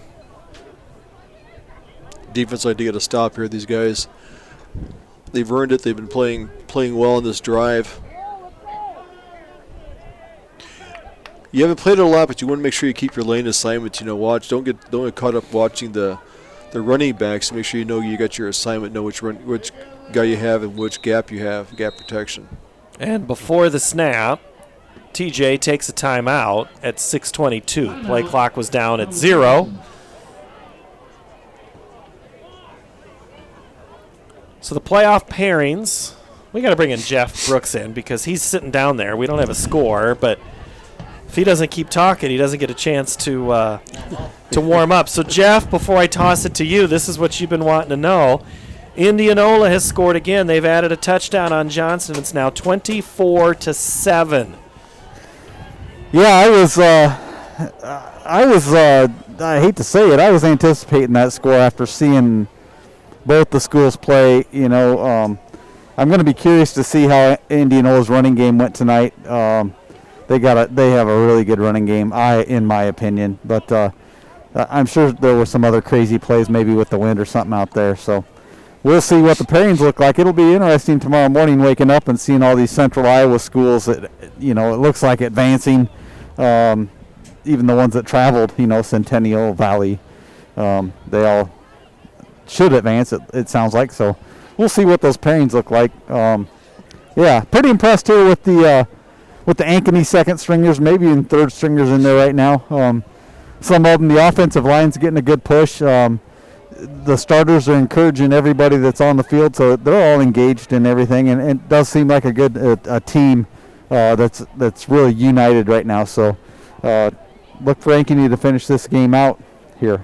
All right, Jeff Brooks, thank you. As we approach the 9 o'clock hour, it is 70-0. Ankeny in control. And Thomas Jefferson has it 4th and 6 from the Ankeny 27-yard line. Schubert looks over the situation. Snap of the ball coming. And fumble again, and Ankeny's going to fall on it this time. Schubert not going to have a chance, and coming up with it, that is Donnie Brown Straight, the sophomore, 6'4", 185-pound player. Gets the turnover there, and Schubert just never had a handle on it. Not sure if it was a snap didn't get back because the center is trying to get a block on there, because I mentioned the nose tackles are pushing down pretty hard. Or the quarterback backed out a little bit quicker than he should. He tried to get that ball to turn around and hand it off. So turnover on downs. Ankeny comes in, the wind at their back this fourth quarter. 5:40 to play in the contest. Riggs with it. Nesson next to him. Nate gets the handoff. Makes a man miss and then spins up off of a TJ player to the 32-yard line. That's actually Antonio Wilson getting the call. On first down, a pickup of 4. It'll be 2nd and 6. Tackle, Doug Carpenter. Gain of 4, 2nd and 6.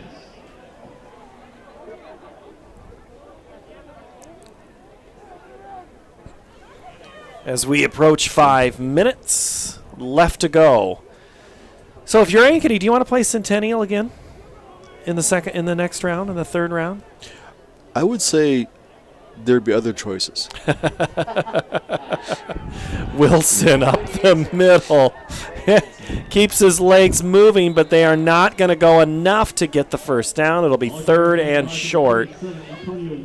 And Carpenter had a big say in that stop. Also, Tristan Gray, who we haven't had a chance to talk about. Gray, one of the Omaha Public Schools players who came over before the season started when Omaha was not going to play football. Other schools in Nebraska are, but not the Omaha Public Schools. Very similar to the Des Moines situation. That would not be your first choice. I got to say, that's one of your best answers, Tim. Riggs, high snap. Wilson makes a man miss on the spin. And I don't think he got it. The near official puts it short. It's going to maybe lost half a yard. Yep, good yard short. Number 22, Blake now number 33, Josh Whitehall. No gain of play. It's a full yard short now. 4th and 1, I think with the wind at your back. You do a quick kick here, but I'd say run it. You've been successful running the ball. Riggs is the punter. Ian Bennett comes out. And Riggs comes on. I think you can get by with you go with the quarterback draw here. Oh, and they're stopped. No way for Wilson. That's going to be No go. Tyler Drews. Good play right there up the middle. Also Carpenter and Tristan Gray. So with 3 minutes to play, TJ's going to get the ball back, 35-yard line. The offensive line has not played together. These subs, they don't play together, getting your line calls down. So if you just miss one guy's off on a block, there's a missed gap assignment there. So that play was blown up.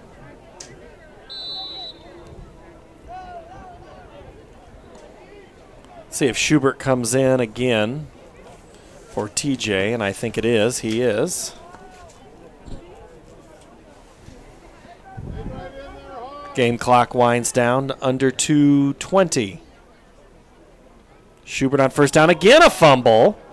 And Carmen, you talk about linemen having challenges on pickup calls right now. TJ's having problems getting that exchange. Trying to see if maybe there's a new center in there that maybe caused the exchange problem. Sometimes a new center just doesn't have the same grip on the ball. Under center for TJ is Blake Weitzel.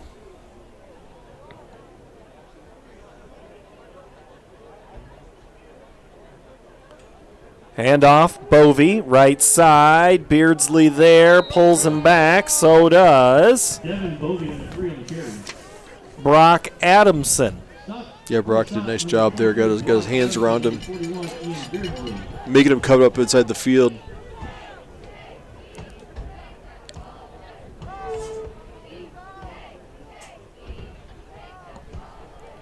Approaching 1 minute left to play. I think it looks like Ben Sandvig out there playing the left corner, pushing everything inside.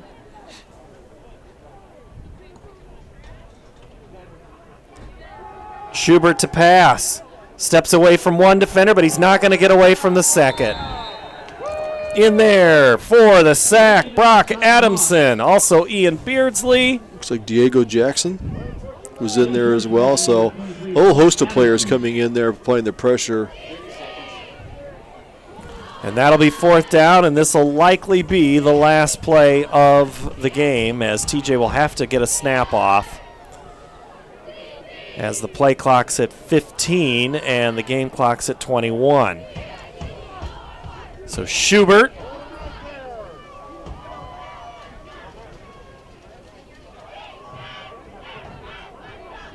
will hand it off up the middle to Dylan Carmen. And that is how this contest is going to end. 70-0. Ankeny advances to round number 3. They win their first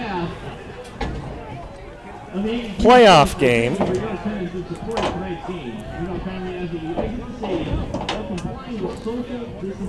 TJ will finish the year at 2-6, and Ankeny wins their 6th straight to improve to 7-1.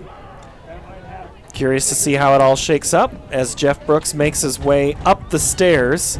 We'll ask him for his final thoughts because, we're nice like that, Jeff. Yeah, no problem. I always heard announcers talking about don't walk and talk at the same time, right? So got to pause here. Hey, complete game by Ankeny. The Hawks were dominant from start to finish, offense and defensively. A couple of mistakes I'm sure coach is going to want to work on. That kicking game, even though it was in the wind, you shouldn't miss extra points, right? A couple of interceptions there in the first half. They cleaned it up in the second.